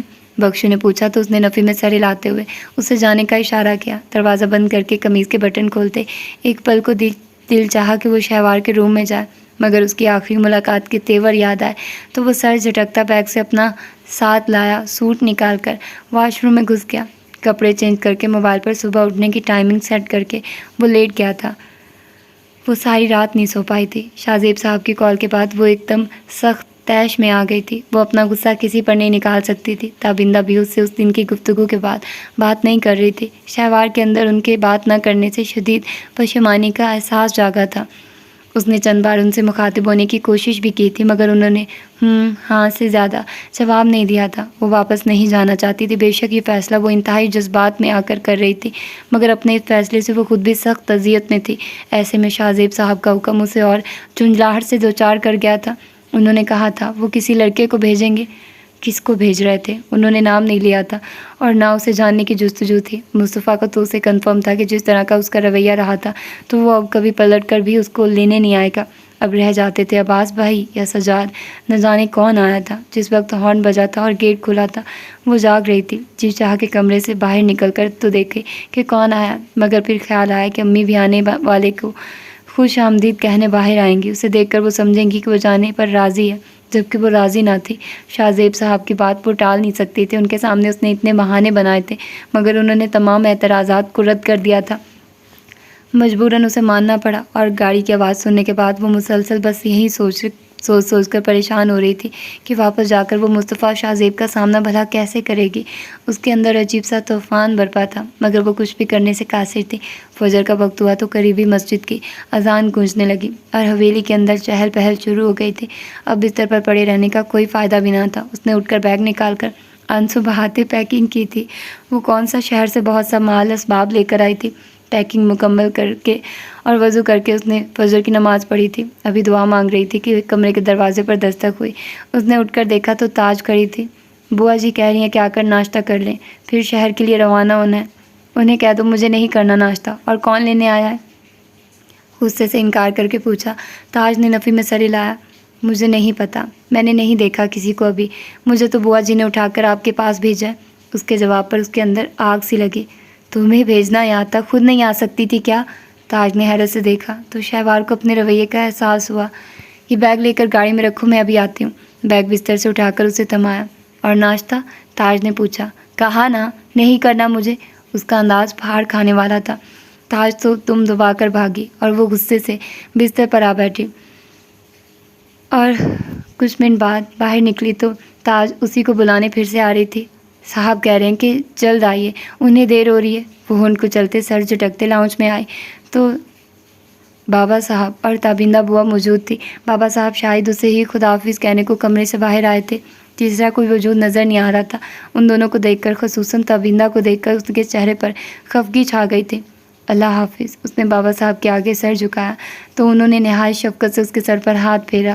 جیتی رہو۔ اس نے ماں کو دیکھا تو تابندہ بوا نے خود ہی آگے بڑھ کر ساتھ لگا لیا۔ ان کا انداز بہت زیادہ شفقت بھرا تھا۔ اس کا دل بھر آیا۔ اپنا خیال رکھنا، اللہ حافظ۔ وہ بغیر ایک لفظ بھی کہے ماں سے علیحدہ ہوتے باہر نکل آئے۔ تابندہ بوا نے اس کی اس خفگی پر بڑی نم آلود نگاہوں سے دیکھا تھا۔ وہ خفا ہو کر جا رہی تھی تو بھی دل کو تکلیف ہو رہی تھی، اور نہیں جا رہی تھی تو بھی۔ تاج اس کے ہمراہ تھی۔ باہر اندھیرا تھا مگر صحن کی روشنی آن تھی۔ باہر انکل کی گاڑی کھڑی تھی۔ تاج نے اس کے لیے اگلا دروازہ کھولا تو وہ بیٹھ گئی۔ مجھے بلوا کر بٹھا دیا ادھر، ڈرائیور صاحب تو موجود نہیں۔ اس نے ڈرائیونگ سیٹ خالی پا کر تلخی سے سوچا اور کھڑکی سے باہر اندھیرے میں گھورنے لگی۔ 2 منٹ بعد مصطفیٰ دروازہ کھول کر بیٹھا تو وہ پلٹی۔ آپ؟ مصطفیٰ کو ڈرائیونگ سیٹ پر دیکھ کر وہ گویا جم سی گئی تھی۔ انکل کی گاڑی دیکھ کر بھی وہ اندازہ نہ لگا سکی کہ اسے لینے یہ شخص بھی آ سکتا تھا۔ السلام علیکم۔ مصطفیٰ نے مسکرا کر کہتے گاڑی کو حرکت دی تو وہ اپنی جگہ بے حس و حرکت بیٹھی رہ گئی۔ چوکیدار پہلے ہی گیٹ کھولے کھڑا تھا۔ مصطفیٰ نے زن سے گاڑی باہر نکالی تھی اور شہوار ایک دم حیرت سے باہر نکلی۔ آپ کیوں آئے؟ مجھے نہیں جانا واپس، روکیے گاڑی۔ گاڑی باہر نکلی تو اسے ایک دم ہوش آیا۔ انتہائی غصے سے کہا تو مصطفیٰ نے بہت سکون سے اسے دیکھا تھا۔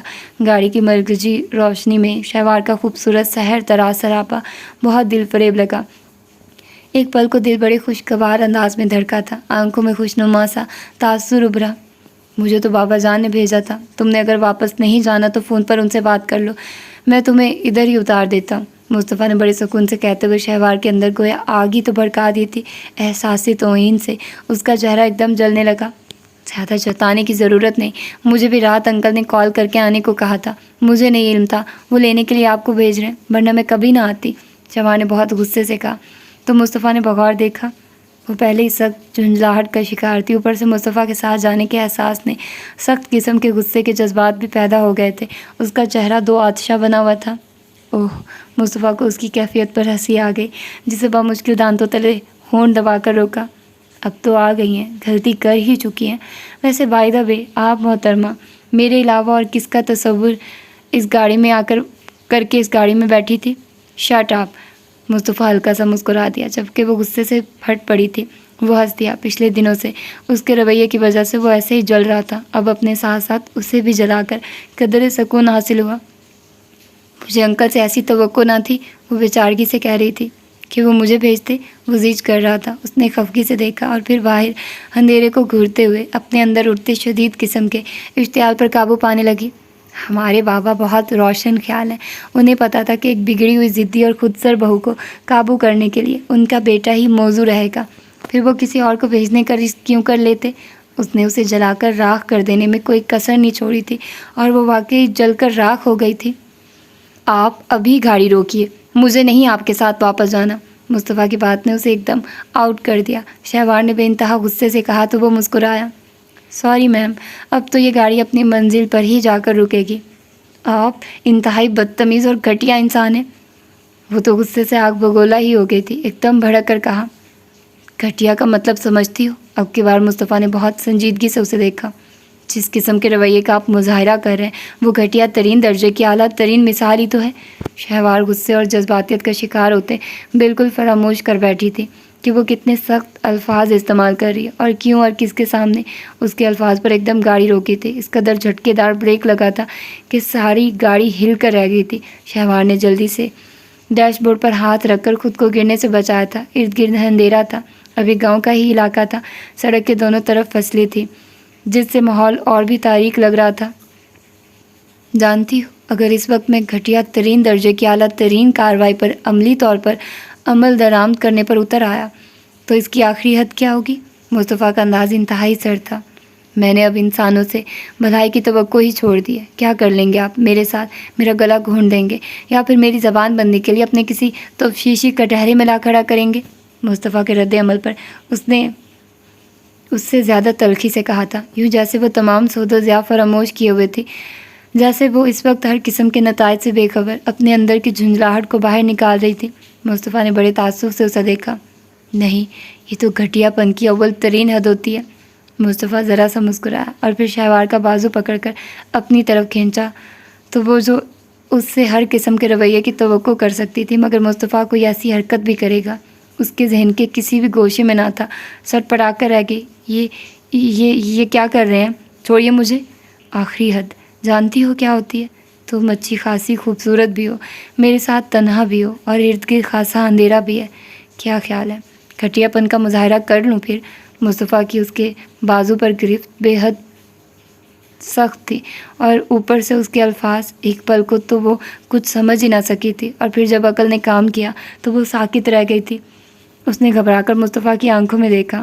مصطفیٰ کے تیور انتہائی حد تک سرد و جامد تھے، وہ سر سے پاؤں تک لرز اٹھی۔ چھوڑیے مجھے، آپ ایسا کچھ نہیں کریں گے۔ نظریں چرا کر اس نے اپنا بازو چھڑانا چاہا تھا، آواز خوف سے کانپ کر رہ گئی۔ مصطفیٰ دھیرے سے مسکرایا۔ اس وقت اس کا لرزنا دل کو بڑا بھایا تھا۔ بڑی خوش فہمی ہے، میرے پاس تو باقاعدہ پرمٹ ہے۔ اس نے اس کے ہاتھوں کو بغور دیکھا۔ مہندی اگرچہ مدھم پڑ گئی تھی مگر رنگ برقرار تھا۔ مرگجی سی روشنی میں ہاتھ خاصے خوبصورت لگ رہے تھے۔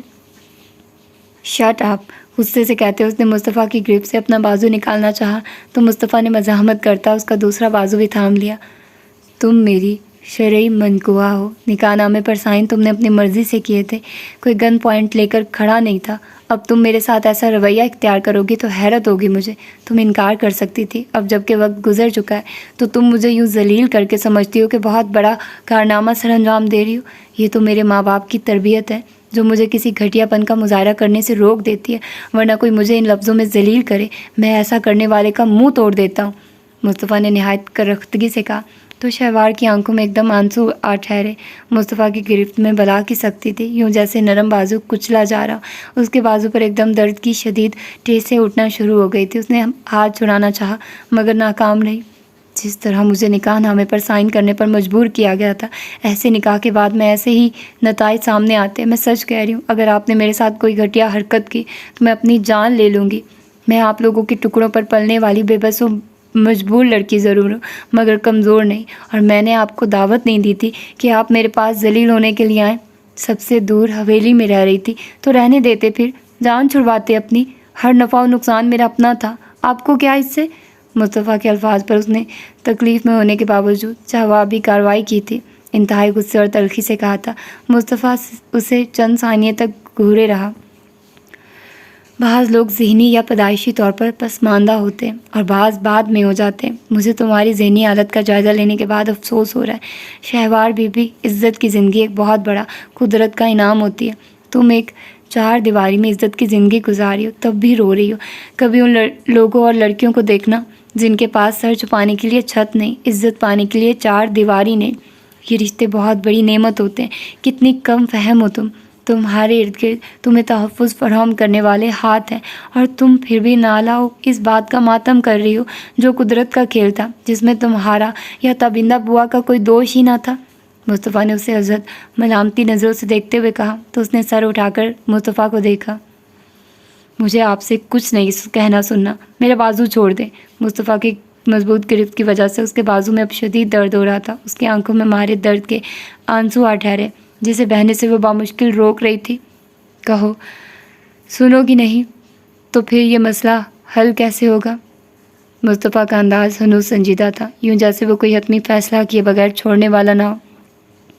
मेरे बाजू में दर्द हो रहा है, प्लीज़ छोड़िए, मुस्तफ़ा के जवाब में उसने कहा तो मुस्तफ़ा ने देखा दर्द के आसार उसके चेहरे पर थे। आंखों में मारे तकलीफ़ के ढेर सारे आंसू जमा थे। उसने फ़ौरन उसका बाजू छोड़ दिया। वो अपने बाजू को सहलाती ज़रा सा पीछे हुई थी, आंखों में ठहरे आंसू बह निकले थे। उसने पलटकर दरवाजे का हैंडल घुमाया। यहाँ अब वो एक मिनट भी उसके साथ नहीं ठहरना चाहती थी। ये क्या कर रही हो, छोड़ो इसे। मुस्तफ़ा उसे ही देख रहा था। उसने फ़ौरन उसकी तरफ झुककर दरवाजे का लॉक दबा दिया और उसका हाथ पकड़कर झटका। दरवाज़ा खोलिए, मुझे नहीं जाना आपके साथ, वो आंसू बहाते बोली। आंसू अपनी बेबसी पर बड़ी शिद्दत से बह निकले थे और वो उसके सामने आंसू बहाने पर मजबूर थी। शहवार, बच्चों जैसी हरकतें मत करो, मुस्तफ़ा ने ज़िद होकर कहते गुस्से से स्टीयरिंग पर हाथ मारते बड़े रश अंदाज में गाड़ी स्टार्ट की थी। अब एक बार फिर उसने डैशबोर्ड थाम कर खुद को गिरने से बचाया। मुझे नहीं जाना वापस, रोकिए, आपके साथ नहीं जाऊंगी मैं। उस सख्त गुस्से में थी, आंसू साफ करते वो हनूज ज़िद्दी लहजे में गोया थी। मुस्तफ़ा ने बहुत ज़ब्त से उसे देखा। उसकी आंखों में हल्का सर्दपन था। जो ताल्लुक़ तुमने महज मजबूरी में बांधा था वो अब मजबूरन ही सही निभाना तो पड़ेगा। तुम्हें तो खैर कोई फ़र्क नहीं पड़ता, मगर मुझे अपने बड़ों की इज़्ज़त की बहुत परवाह है। मैं नहीं चाहता कि कभी मेरी तरफ से कोई ऐसा गलत कदम उठे जो मुझे अपने बड़ों के सामने शर्मसार कर दे। आप मोहतरमा को भी ये नसीहत है कि रोने पीटने की बजाय सब्र व शुक्र से सब कबूल कर लें। ये जो चंद पल पहले मैंने जो भी किया ये महज आपके अल्फाज का रद्द अमल था। शहवार बीबी, उम्मीद है बाकी का सफ़र आप कोई बचकाना हरकत किए बगैर तय करेंगी और मुझे भी करने देंगी। मैं ड्राइविंग सीट पर हूँ, मुझ पर दोहरी जिम्मेदारी है, आपकी और अपनी जान की हिफाजत की।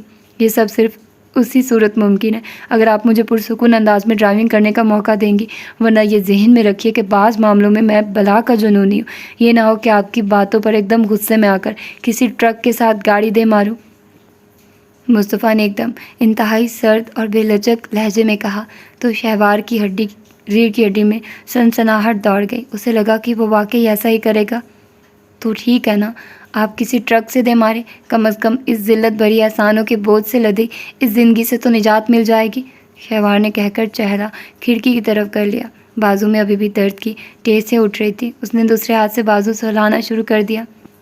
مگر افسوس، میرا ابھی بھری جوانی میں تمہیں بیوہ کرنے کا کوئی ارادہ نہیں، مصطفیٰ نے کہا تو وہ جل کر راکھ ہو گئی۔ جی چاہا کہ ایک دم چلتی گاڑی سے چھلانگ لگا دے، مگر نہ جانے کیسا خوف تھا کہ اس نے کسی تیکھے جواب کے لیے تیار زبان کو دانتوں تلے دبا کر خود پر ضبط کے کڑے پہرے بٹھا۔ وہ ناشتہ کیے بغیر سیدھی باہر نکل آئی تھی۔ لون میں آئی تو ولید اپنی گاڑی باہر نکال رہا تھا۔ اسے دیکھ کر اس نے اس کے قریب ہی گاڑی روک دی تھی۔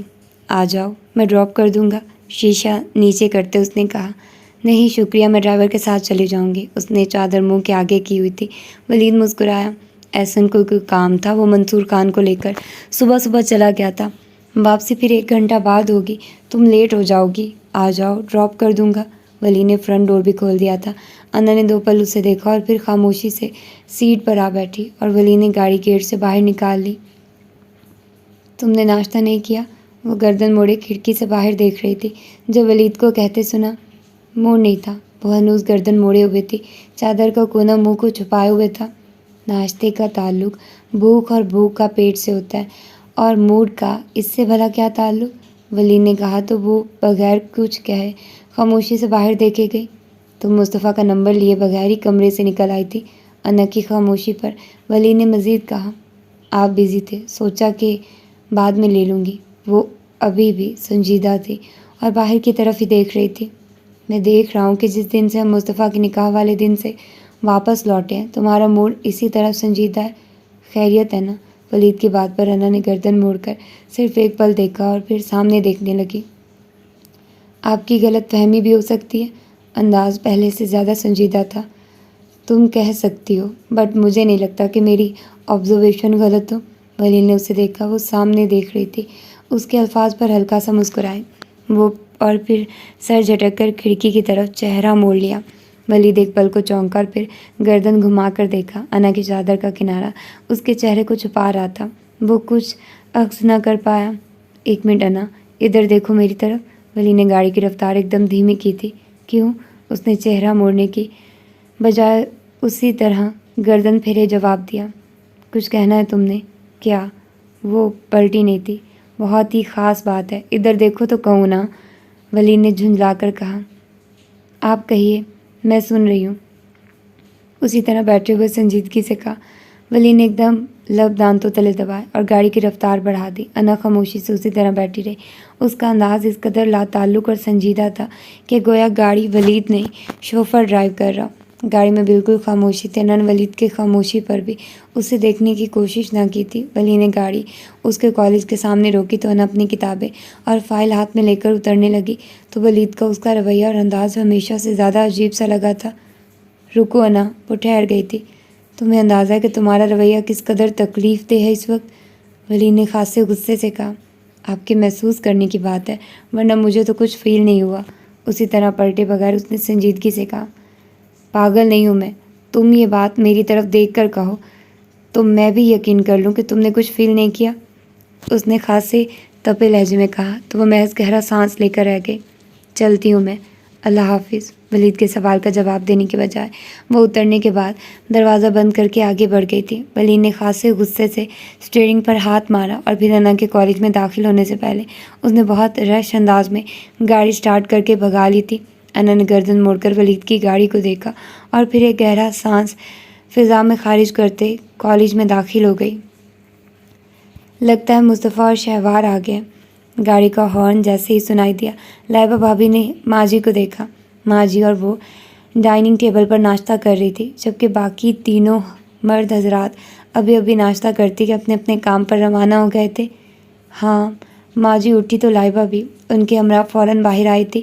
گاڑی پورچ میں جا کر رکی تھی اور گاڑی کے رکتے ہی فرنٹ سیٹ کا دروازہ کھولتے شہوار فوراً نکلی تھی۔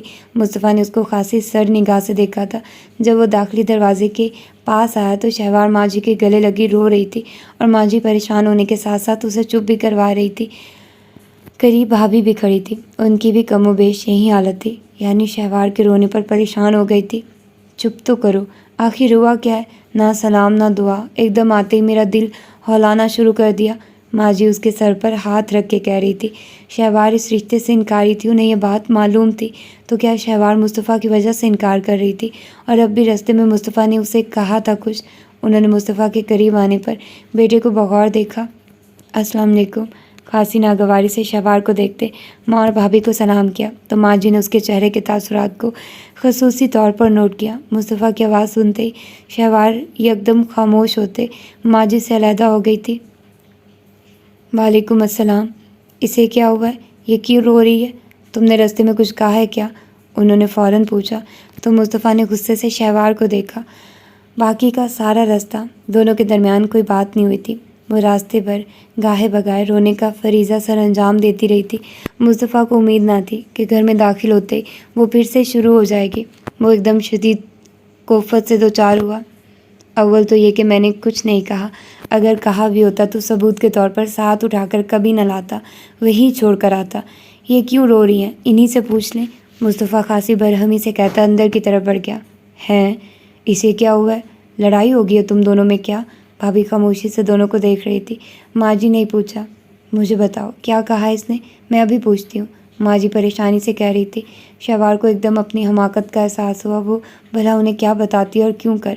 अगर माँ जी ने सचमुच मुस्तफ़ा से जाकर पूछ लिया तो उसने एकदम अपने आंसू साफ किए। नहीं, मैं अभी आना नहीं चाहती थी, वही रहना था, मगर ये ज़बरदस्ती लेकर आए हैं। उसे कोई बहाना ना सूझा तो फ़ौरन कह डाला। माँ जी ने गहरा सांस लेते भाभी को देखा। उनके असाब ज़रा ढीले हुए और भाभी भी रिलैक्स हुई थी। रात तुम्हारे अंकल ने तुम्हें बताया तो था कि तुम्हारे कॉलेज से कॉल आई थी, तुम्हारी पढ़ाई का हर्ज हो रहा था और कितने दिन रह लेती। बहरहाल आना तो था ना। मेरा तो दिल दहला कर रख दिया तुमने। मैं समझी कि न जाने मुस्तफ़ा ने क्या कह दिया है रास्ते में। चलो अंदर चलते हैं। वो उसे बाजू के आसार में लिए अंदर आई थी। मुँह हाथ धोकर फ्रेश होकर तैयार हो जाओ। रायबा नाश्ता बना लाती है तो फिर कॉलेज के लिए चली जाना, बाकी बातें वापसी पर होंगी। तुम्हारे अंकल की हिदायत थी कि तुम आओ तो फ़ौरन कॉलेज रवाना कर दूँ। वो महज सर हिलाकर अपने कमरे में चली आई थी। अगर अंकल की हिदायत न होती तो वो दरवाज़ा लॉक करके कमरा बंद हो जाती, मगर फिर बहुत से सवालों के जवाब देना पड़ते। वो खामोशी से लिबास निकाल कर वॉशरूम में घुस गई। मुँह हाथ धोकर लिबास बदल कर बाहर आई तो उसका बैग गाड़ी से निकाल कर रूम में पहुंचा दिया गया था। उसने बैग खोलकर तमाम चीज़ें निकाल ली, अपनी किताबें, बैग और फाइल लेकर वो बाहर आई तो माँ जी मुस्तफ़ा को नाश्ते के लिए रोक रही थी, जबकि ऑफिस के लिए बिल्कुल तैयार था। वो शहवार करीब ही ठहर गई। हवेली से निकलते वक्त बुआ जी ने नाश्ता करवा कर भेजा था। अब भूख नहीं, मूड हुआ तो ऑफिस में कुछ ले लूँगी। कहा इस वक्त मैं खासा लेट हो रहा हूँ, वहाँ अर्जेंट काम है। मुस्तफ़ा ने कहा ठीक है। शहवार बेटे तुम तो नाश्ता करोगी ना? माँ जी अब शहवार से पूछ रही थी। नहीं, लेट हो रही हूँ। मुस्तफ़ा की तरफ देखे बिना इनकार कर दिया था। मुस्तफ़ा ने पलटकर उसे देखा। वो कॉलेज जाने के लिए तैयार थी। उसने एक गहरा सांस लिया। रास्ते में जो भी तल्ख कलामी हुई थी वो सब एक तरफ, मगर उसे यूँ तैयार जाने के लिए खड़ा देखकर उसे इत्मीनान हुआ था। मैं चलता हूँ माँ जी, अल्लाह हाफिज़। वो अजलत में कहकर पलटा। शहवार को भी साथ ले जाओ, कॉलेज ड्रॉप कर देना। माँ जी के अल्फाज पर वो पलटा। आई एम सॉरी, मैं खासा लेट हो रहा हूँ। ड्राइवर को कहिए वो ड्रॉप कर देगा। मुस्तफ़ा ने साफ इनकार किया तो शहवार का चेहरा सुर्ख हुआ। वो कौन सा उसके साथ जाने को तैयार खड़ी थी। ड्राइवर को क्यों कहूँ, इतना बड़ा हादसा होते होते रह गया था। अब सच कहो तो ड्राइवर के साथ भेजने पर दिल मानता ही नहीं। ये तुम्हारी जिम्मेदारी है, तुम ही उठाओ। इतनी अजरत में निकाह हमने इसीलिए किया था, पहले भी तो तुम्हारे साथ जाती थी ना। मुस्तफ़ा ने लब दांतों तले दबाए। माँ जी मैं लेट हो रहा हूँ, मुझे कॉल पर कॉल आ रही है, मैं अपनी गाड़ी लेकर जा रहा हूँ, दूसरी गाड़ी घर पर ही है, ड्राइवर को कहिए वो छोड़ आता है। माँ जी मैं ड्राइवर के साथ चली जाऊँगी, आप ड्राइवर को बुलवा लें। मुस्तफ़ा के अल्फाज पर उसने माँ जी के कुछ कहने से कबल ही फ़ौरन कहा तो मुस्तफ़ा ने उसे देखा। वो उसे देखने के बजाय खासी संजीदगी से माँ जी को देख रही थी। चेहरे पर वाज़ेह नागवारी के तासुरात थे। इतने दिनों बाद जा रही हो तुम, मुस्तफ़ा के साथ जाती तो मुझे तसल्ली रहती। माँ जी ने कहा मैं कोई बच्ची नहीं हूँ और ना ही अकेली जा रही हूँ, ड्राइवर तो होगा ना। माँ जी के अल्फाज पर उसने झुंझला कर कहा तो मुस्तफ़ा फ़ौरन वहाँ से निकल गया। उसने एक बहुत ही बरहम निगाह उस पर डाली थी और फिर लब भींच लिए। नाश्ता नहीं करोगी क्या? माँ जी ने पूछा। नहीं, भूख नहीं, अगर मूड हुआ तो कैंटीन से कुछ ले लूँगी, आप फ़िक्र मत करें। चलो जैसे तुम्हारी मर्ज़ी, मैं ड्राइवर को कहती हूँ, ध्यान से जाना। اس ایاز والی حرکت کے بعد دوبارہ پہلی بار کالج آ رہی ہو۔ وہ بھلے ابھی تک تھانے میں بند ہے، مگر ایسے لوگوں کا کیا بھروسہ۔ تمہارے انکل بتا رہے تھے کہ بڑے برے لڑکوں سے تعلقات تھے اس کے، کہیں وارداتیں کرتا رہا ہے، لڑکیوں کے اغوا وغیرہ کے بھی کیسز ہیں، مگر باپ کے پیسے کی وجہ سے بچ جاتا تھا، مگر اب ضمانت نہیں ہونے دے رہے لوگ۔ وہ بتا رہے تھے کہ اب اتنی جلدی یہ بچ نکلنے والا نہیں ہے۔ ماں جی ساتھ چلتے بتا رہی تھی۔ وہ خاموشی سے سنتی رہی۔ انہوں نے ڈرائیور کو گاڑی نکالنے کو کہا۔ شہوار آج کتنے دنوں بعد کالج آ رہی تھی، سو رستے بھر میں وہ یہی سوچتی رہی کہ وہ کالج میں اساتذہ، کولیگز اور کلاس فیلوز کو کیا جواب دے گی۔ وہ کالج پہنچی تو کافی وقت بیت چکا تھا۔ وہ مختلف لڑکیوں اور کلاس فیلو سے سلام دعا کرتے ایک طرف آ بیٹھی۔ آج کالج کچھ نیا نیا لگ رہا تھا، شاید اتنے دنوں کی غیر حاضری کا نتیجہ تھا۔ السلام علیکم، کیسی ہیں آپ؟ آج بڑے دنوں بعد دکھائی دے رہی ہیں۔ خیریت تھی نا؟ نہ جانے کہاں سے ہاشم چلا آیا تھا اور اسے مخاطب کیا تو وہ مسکرا دی۔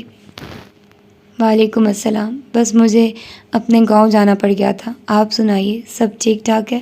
اللہ کا شکر ہے، سنا ہے بلکہ اخبار میں خبر پڑی تھی، ایاز کسی واردات کے دوران گرفتار ہو چکا ہے، آج کل لاک اپ میں بند ہے۔ وہ پوچھ رہا تھا۔ جی ہو سکتا ہے، مجھے کنفرم نہیں، اس نے ٹالنا چاہا۔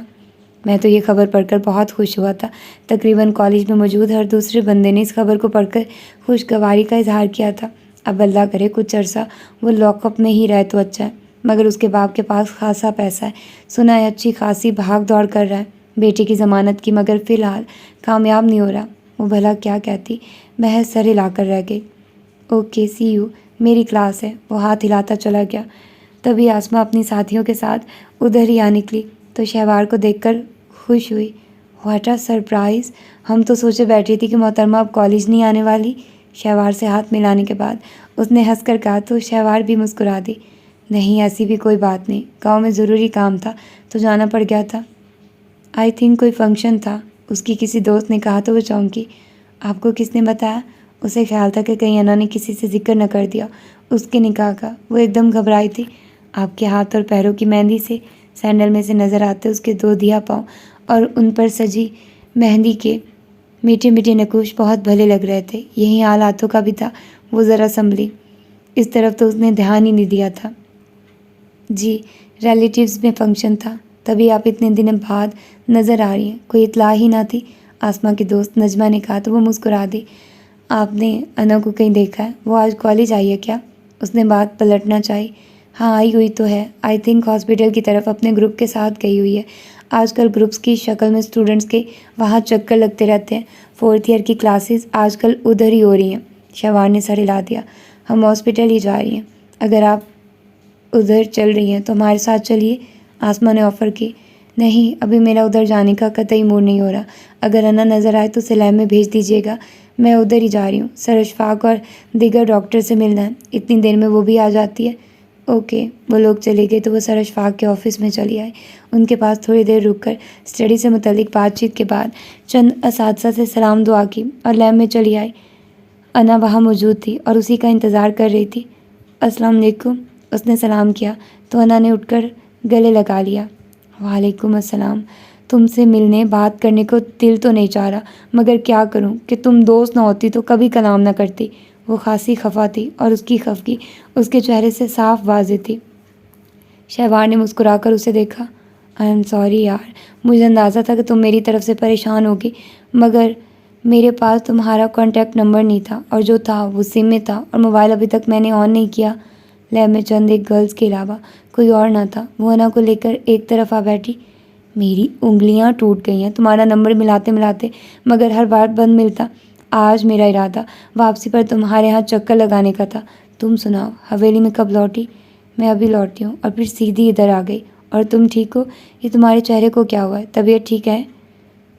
طبیعت ٹھیک ہے نا؟ انا کا سرخ مزمحل ستا ہوا چہرہ سوجے پپوٹے۔ اب وہ غور سے دیکھ پائی تھی تو فوراً پریشان ہوئی۔ ہاں میری طبیعت ٹھیک ہے، انا ایک دم سنبھلی تھی، مسکرا کر کہا تو شہوار نے بغور دیکھا۔ مگر مجھے نہیں لگ رہی۔ اس نے اس کے دونوں ہاتھ تھام لیے۔ کیا بات ہے انا، تمہاری آنکھیں اتنی ریڈ ہو رہی ہے، تم روئی ہو کیا؟ نہیں یار، بس آئز انفیکشن ہو رہا ہے، انا نے مسکرا کر کہا تو شہوار کچھ پل مشکوک نظروں سے اسے گھورتی رہی۔ اب ایسے تو مت گورو، سچ کہہ رہی ہوں، خود چیک کر لو، انا نے ہنس کر کہا تو شہوار نے محض سر ہلا دیا۔ چیک کیے بغیر ہی تشخیص ہو رہی ہے کہ تم رات بھر روتی رہی ہو۔ ہاں، وجہ نہیں بتانا چاہتی تو اور بات ہے، مگر میری تشخیص کو مت جھٹلاؤ۔ شہوار کے الفاظ پر انا نے گہرا سانس لیا، پھر سنبھل کر شہوار کو دیکھا۔ تم سناؤ، آنٹی کیسی ہیں؟ اور تم اتنے دنوں بعد کیوں لوٹی؟ اس نے بات پلٹ دی تھی۔ ٹھیک ہے، بس ابھی واپس آنے کو دل نہیں چاہ رہا تھا تو وہاں رکی ہوئی تھی، اور بڑی بری بات ہے کہ تم مجھے ٹال رہی ہو۔ میں ایسا کرتی تو تم اگلوا کر دم لیتی، مگر اب خود کی بات کچھ بھی بتانے سے گریز آؤ۔ شہوار کا انداز ناراضی لیے ہوئے تھا۔ تمہارا وہم ہے، ایسا کچھ نہیں ہوا، بس شادی کے سلسلے میں رات گئے جاگتی رہی ہوں تو تمہیں فیل ہو رہا ہے کہ آنکھیں سرخ ہیں، انا نے ہنس کر کہا۔ سرخ آنکھوں کے بارے میں تمہاری منطق قبول کر لیتی ہوں، مگر اس ستے ہوئے ڈل چہرے کے بارے میں کیا بہانہ بناؤ گی؟ شہوار کا انداز اتنی جلدی جان چھوڑنے والا نہ تھا۔ انا نے گہرا سانس لیا۔ اف، تم تو بال کی کھال نکال رہی ہو۔ تم سناؤ، کیسے گزرے یہ دن؟ تمہیں اندازہ ہے کہ تمہارے رابطہ نہ کرنے پر میں کس قدر پریشان رہی ہوں؟ کئی بار سوچا کہ ولید سے مصطفیٰ بھائی کا نمبر لے کر تم سے رابطہ کرتی ہو۔ مجھے تو یہ تک علم نہ تھا کہ تم حویلی میں ہی ہو یا واپس آ چکی ہو۔ انا نے بڑے خوبصورت انداز میں بات پلٹنا چاہی تھی۔ شہوار اسے گھورتی رہی تو وہ کھل کر ہنس دی۔ اگر میں کہوں کہ تمہارے فراق میں یہ آنکھیں سوجی ہوئی ہیں تو تم کہاں یقین کرو گی، مگر یہ سچ ہے کہ میں تمہاری غیر حاضری اور عدم دستیابی کو لے کر سخت ٹینشن میں رہی ہوں، اور تم خود کتنی بدتمیز، المینرڈ اور بے مروت ہو کہ ایک بار بھی خود سے رابطہ نہ کیا۔ اور یہ موبائل کا اصل قصہ کیا ہے، یہ بھی لگے ہاتھ تو بتا دو مجھے۔ بس پہلے والا موبائل ٹوٹ گیا تھا اور تمام نمبر اسی سم میں تھے۔ وہ تو تم پہلے بھی بتا چکی ہو، عائشہ نے ذکر کیا تھا کہ تمہارا موبائل ٹوٹ گیا تھا، وہ نیا موبائل بھی لے کر گئی تھی حویلی، مگر تمہارا نمبر پھر بھی آف ہی ملا۔ بس اس ساری سچویشن کو لے کر ہی خاصی ڈسٹرب ہو چکی تھی، ایسے میں نئے موبائل کو یوز کرنے کو دل ہی نہیں چاہا تھا۔ انا، میں اس سارے سیٹ اپ کو لے کر بہت پریشان ہوں، کچھ سمجھ نہیں آ رہی کہ کیا کروں، اور جو کر رہی ہوں وہ درست بھی ہے یا نہیں۔ وہ انا کی ذات سے ہٹ کر خود خاصی افسردہ ہو گئی تھی۔ انا نے بہت محبت سے اس کا ہاتھ تھاما۔ اب تو جو ہونا تھا ہو چکا، تم جتنا بھی انکار کرو گی اب اپنے لیے پرابلمز ہی کریٹ کرنے والی بات ہوگی۔ مصطفیٰ بھائی کو کافی عرصے سے میں جانتی ہوں، روشی بھی ان کی بہت تعریفیں کرتی ہے، اور سچ کہوں مجھے بھی اب ایسا لگتا ہے کہ موجودہ جو حالات تمہاری زندگی میں چل رہے ہیں، ایسے میں تمہاری ذات کو مصطفیٰ شاہ زیب علی جیسے مضبوط جیون ساتھی کی ہی ضرورت تھی۔ وہ ایک پاورفل پرسنالٹی ہی نہیں رکھتے، بلکہ وہ مضبوط کردار و اعصاب کے بھی مالک ہے۔ وہ تمہیں کبھی تنہا نہیں ہونے دیں گے۔ انا نے بہت محبت و خلوص سے کہا تو وہ گہرا سانس لے کر رہ گئی۔ میں یہ سب مانتی ہوں، مگر میرا ذہن قبول نہیں کر پا رہا۔ مصطفیٰ جیسے انسان کے لیے اسی جیسی لڑکی ہونی چاہیے تھی، اس کے ساتھ بہت بڑی زیادتی ہوئی ہے نا۔ اگر زندگی میں کبھی میری اصل حقیقت سامنے آ گئی تو کیا گارنٹی ہے کہ وہ شخص تب بھی یہ رشتہ نبھائے گا؟ شہوار پریشان تھی، سو دل کی بات کہہ ڈالی۔ میں مصطفیٰ بھائی کو جتنا بھی جانتی ہوں، اس سے یہی اندازہ لگا پائی ہوں کہ وہ کمٹمنٹ نبھانے والے انسان ہیں۔ ایک عرصہ انہوں نے ماموں لوگوں کے ساتھ وہاں باہر گزارا ہے۔ ولید اور روشانی دونوں اس کے ساتھ اس قدر نزدیکی تعلق رکھتے تھے کہ کبھی باہر سے دیکھنے والا انسان اندازہ ہی نہیں لگا سکتا تھا کہ ان لوگوں میں کوئی خونی رشتہ نہیں ہے۔ روشانی کو حقیقی بہن جیسی عزت دی ہے مصطفیٰ بھائی نے۔ یہ تو محض دنیا داری کے رشتے ناتے ہیں، مگر تمہارا اور مصطفیٰ بھائی کا تو شرعی اور مضبوط رشتہ ہے۔ یہ اتنی جلدی ختم ہونے والا یا ٹوٹنے والا نہیں ہے۔ تمہیں چاہیے کہ اب خود کو قائل کرو، اب جو بھی حالات کو فیس کرو۔ انا نے دھیمے اور سلجھے ہوئے لہجے میں سمجھایا تو شہوار سر ہلا گئی۔ تمہاری سب باتیں برحق ہیں، اس رشتے میں بہت سی گنجائش ہے، یہ شرعی اور جذباتی تعلق ہے، مگر میں نے اتنی سہم کی زندگی گزاری ہے کہ کبھی ان آنکھوں نے وہ خواب نہ دیکھا جو میری حیثیت اور میری اوقات سے بڑھ کر تھا۔ میڈیکل کی تعلیم میرا خواب تھا، مگر امی نے انکل سے بات کی اور انہوں نے زور دیا کہ میں میڈیکل پڑھوں۔ میری تعلیم اور زندگی کے تمام اخراجات ان لوگوں نے پورے کیے۔ مصطفیٰ کہتا ہے کہ میں احساس کمتری کا شکار ہوں، مگر میں اپنے دل و دماغ کا کیا کروں، جس میں یہ بات اوور روز سے فٹ ہو چکی تھی کہ میرا ان لوگوں سے کوئی نسبی اور خونی تعلق نہیں۔ یہ لوگ اگر مجھ پر اس قدر مہربان ہیں تو یہ ان کا احسان ہے۔ میرے کہے بغیر ان لوگوں نے ہر خواہش پوری کی، ہر ضرورت مہیا کی۔ ایسے میں احسان مندی کا تقاضا تھا نہ کہ ہمیشہ ان لوگوں کے سامنے سر جھکا کر رہتی، اور میں نے ایسا ہی کیا۔ آج یہ لوگ مجھے اس برسوں کے قائم شدہ احساس سے باہر نکال کر ایک نئی حیثیت دے چکے ہیں، تو تم اندازہ لگا سکتی ہو کہ برسوں سے طے شدہ اس ذہنی کیفیت کا کیا عالم رہا ہوگا۔ میرے لیے سب کو قبول کرنا بہت مشکل ہے، بہت مشکل۔ ناممکن تو نہیں نا؟ انا نے کہا تو وہ لب دانتوں تلے دبا گئی۔ اگر میں خوابوں میں رہنے والی لڑکی ہوتی تو اس حیثیت کے ملنے پر فوراً آپے سے باہر ہو جاتی، خوشیاں مناتی، مگر اب ایسا ہی لگتا ہے کہ یہ سب ناممکن ہے۔ یار بس بہت پریشان ہوں اس نئے تعلق کو لے کر۔ اس سے پہلے بھی اور اب بھی گزرے چند دنوں میں مصطفیٰ شاہ زیب کے سامنے اس قدر واشگاف الفاظ میں انکار کر چکی ہوں کہ اب ناممکن کا ممکن ہونا ممکن نہیں رہا۔ تمہیں اگر سچ بتاؤں تو میں واپس آنا ہی نہیں چاہتی تھی۔ میں امی سے صاف الفاظ میں کہہ چکی تھی کہ اب میں مزید نہیں پڑھ پاؤں گی۔ میں میڈیکل تعلیم چھوڑنے کا فیصلہ کر چکی تھی، مگر انکل کے آگے میری ایک نہ چلی اور مجھے واپس آنا پڑا۔ ایسے میں تم اندازہ لگا لو کہ اگر مصطفیٰ شاہ زیب علی سے کبھی براہ راست سامنا ہو جائے تو میری کیا حالت ہو۔ وہ اس قدر بے بس تھی کہ اپنی تمام فیلنگز انا سے کہتی چلی گئی، اور انا اس کے الفاظ پر اسے حیرت سے دیکھ رہی تھی۔ اوہ، تم اپنی تعلیم چھوڑ رہی تھی؟ انا حیران تھی۔ میری ذہنی حالت اس وقت اس مقام پر ہے کہ مجھے یہی مناسب لگا، مگر انکل کے آگے میری ایک نہ چل سکی اور مجھے دوبارہ آج اس کالج میں آنا پڑا۔ شہوار بے بس تھی۔ دماغ خراب ہے تمہارا؟ خبردار، تم نے میڈیکل چھوڑنے کا سوچا بھی تو اپنے آپ کو نارمل کرنے کی کوشش کرو اور ٹھنڈے دل و دماغ سے سوچو۔ مصطفیٰ بھائی اتنے برے بھی نہیں ہیں کہ تم یوں ریئیکٹ کرو۔ انا برہم ہوئی۔ میں مصطفیٰ شاہ زیب علی کو برا کب کہہ رہی ہوں؟ میں نے تو ہمیشہ یہی کہا کہ میں اس کے قابل نہیں ہوں۔ اب بھلا ایک بے نام و نشان لڑکی اور مصطفیٰ جیسے اعلیٰ حسب نسب والے انسان کا آپس میں کیا جوڑ؟ شہوار کے الفاظ پر انا نے گہرا سانس لیا۔ شہوار پلیز اپنی سوچ میں کچھ گنجائش پیدا کرو۔ اب تو یہ تعلق بن گیا ہے تمہارا۔ اس قسم کے رویے سے اب اس میں مسائل پیدا ہو سکتے ہیں اور کچھ نہیں۔ بھی نارمل یار۔ شہوار نے انا کو دیکھا اور محض سر ہلا دیا۔ اس کا انداز بڑا پسمردہ تھا۔ انا کو ایک دم اس کی ذات کے اندر ہوتی مسلسل توڑ پھوڑ کا اندازہ ہوا تو مسکرا کر اسے کندھے سے تھام کر ساتھ لگا لیا۔ پریشان نہیں ہوتے، انشاءاللہ سب بہتر ہو جائے گا۔ ابھی نیا نیا تعلق ہے نا، تو تمہیں فیل بھی ہو رہا ہے۔ جیسے جیسے وقت گزرے گا تم سیٹل ہو جاؤ گی۔ گلٹی کانشیس ہونے کی اب کوئی ضرورت نہیں۔ اگر تم اسی طرح بیہیو کرو گی تو مصطفیٰ کیا ہر کوئی یہی کہے گا کہ تم احساس کمتری کا شکار ہو چکی ہو۔ مگر میں اپنی فیلنگز کا کیا کروں جو کسی بھی طور پر میرے اختیار میں نہیں ہے۔ میں جتنا بھی چاہوں کہ مصطفیٰ کے ساتھ تلخ کلامی نہ ہو، مگر جب سامنا ہوتا ہے کوئی نہ کوئی بات ضرور ہو جاتی ہے۔ آج بھی تو ایسا ہی ہوا ہے۔ کبھی کبھی مجھے لگتا ہے کہ اگر یہ سب نارمل نہ ہوا تو ضرور میرے دماغ کی کوئی شریان پھٹ جائے گی۔ ہم ڈاکٹر کتنی جلدی دوسروں کو خوش رہنے کا مشورہ دیتے ہیں، مگر جب ہم پر خود بیتتی ہے تو پتہ چلتا ہے کہ خوشی کسے کہتے ہیں۔ انا نے بس اس کا ہاتھ دبا کر اسے اپنے ساتھ ہونے کا احساس دلایا تو شہوار چپ ہو گئی اور گمسم انداز میں فائل پر انگلیاں پھیرنے لگی۔ تم بھی کیا کہتی ہوگی کہ یہ شہوار بھی کیا سائیکی کیس بنتی جا رہی ہے، اچھی بھلی زندگی کو مسائل کا گھر بنا بیٹھی ہے۔ مگر انا مجھے بہت خوف آتا ہے لوگوں سے، ان کے رویوں سے۔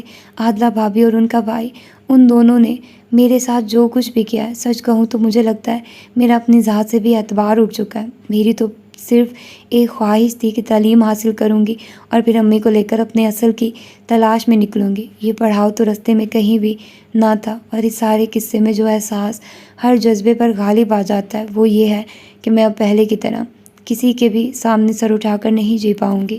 شہوار کے لہجے میں ایک دم آزردگی گھل گئی تو انا محض سر ہلا کر رہ گئی۔ تم ایسا کیوں سوچتی ہو؟ مت سوچو نا ایسا۔ یہ بھی تو سوچو کہ یہ تقدیر کا لکھا اٹل فیصلہ تھا۔ یہ لوگ تمہیں اتنی محبت سے اپنا رہے ہیں۔ اس بات کو بھی تو دیکھو، مصطفیٰ بھائی میں کوئی کمی نہیں، ہر لحاظ سے آئیڈیل انسان ہے، اور تم بھی کسی سے کم نہیں۔ تم حویلی میں پلی بڑھی، یہ تمہارا نصیب تھا۔ اب اپنے نصیب سے کوئی کتنا بھی لڑے بدل تو نہیں سکتا، ہاں سنوار سکتا ہے۔ مصطفیٰ بھائی کا ساتھ بھی تقدیر کا فیصلہ سمجھ کر قبول کر لو۔ جو ہونا تھا ہو چکا، اب تم اپنے عمل سے حالات کو بہتر بنانے کی تگ و دو کرو۔ انا نے سمجھایا تو وہ محض سر ہلا کر رہ گئی۔ کوشش کرنے اور عمل میں بہت فرق ہوتا ہے، لیکن میں پھر بھی کوشش کروں گی۔ مگر کوشش تو بہرحال کرنی چاہیے نا۔ انا نے کہا تو وہ چپ رہی اور انا کو احساس ہوا کہ اب موضوع بدل دینا چاہیے. اچھا چھوڑو, تمہیں بتاؤں, آج کل ہمارے گھر میں شادی کی تیاریاں فائنل مراحل میں ہیں. ماما نے رات کہا تھا کہ آج میں ڈھولک رکھ لوں, تم آؤ گی؟ انا نے بات بدل دی. تو شہوار نے گہرا سانس لیا. پتہ نہیں, ہاں شادی میں ضرور آؤں گی, شہوار نے کہا. تو انا اس کا دھیان بٹانے کے لیے شادی کی تیاریوں کے متعلق تفصیلی انداز میں بات کرنے لگ گئی تھی.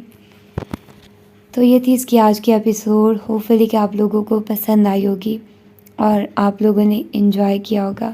اور ٹھیک ہے, اور میں کیا کہوں, مجھے پتہ ہے میری طرح آپ لوگ بھی اریٹیٹ ہو رہے ہوں گے.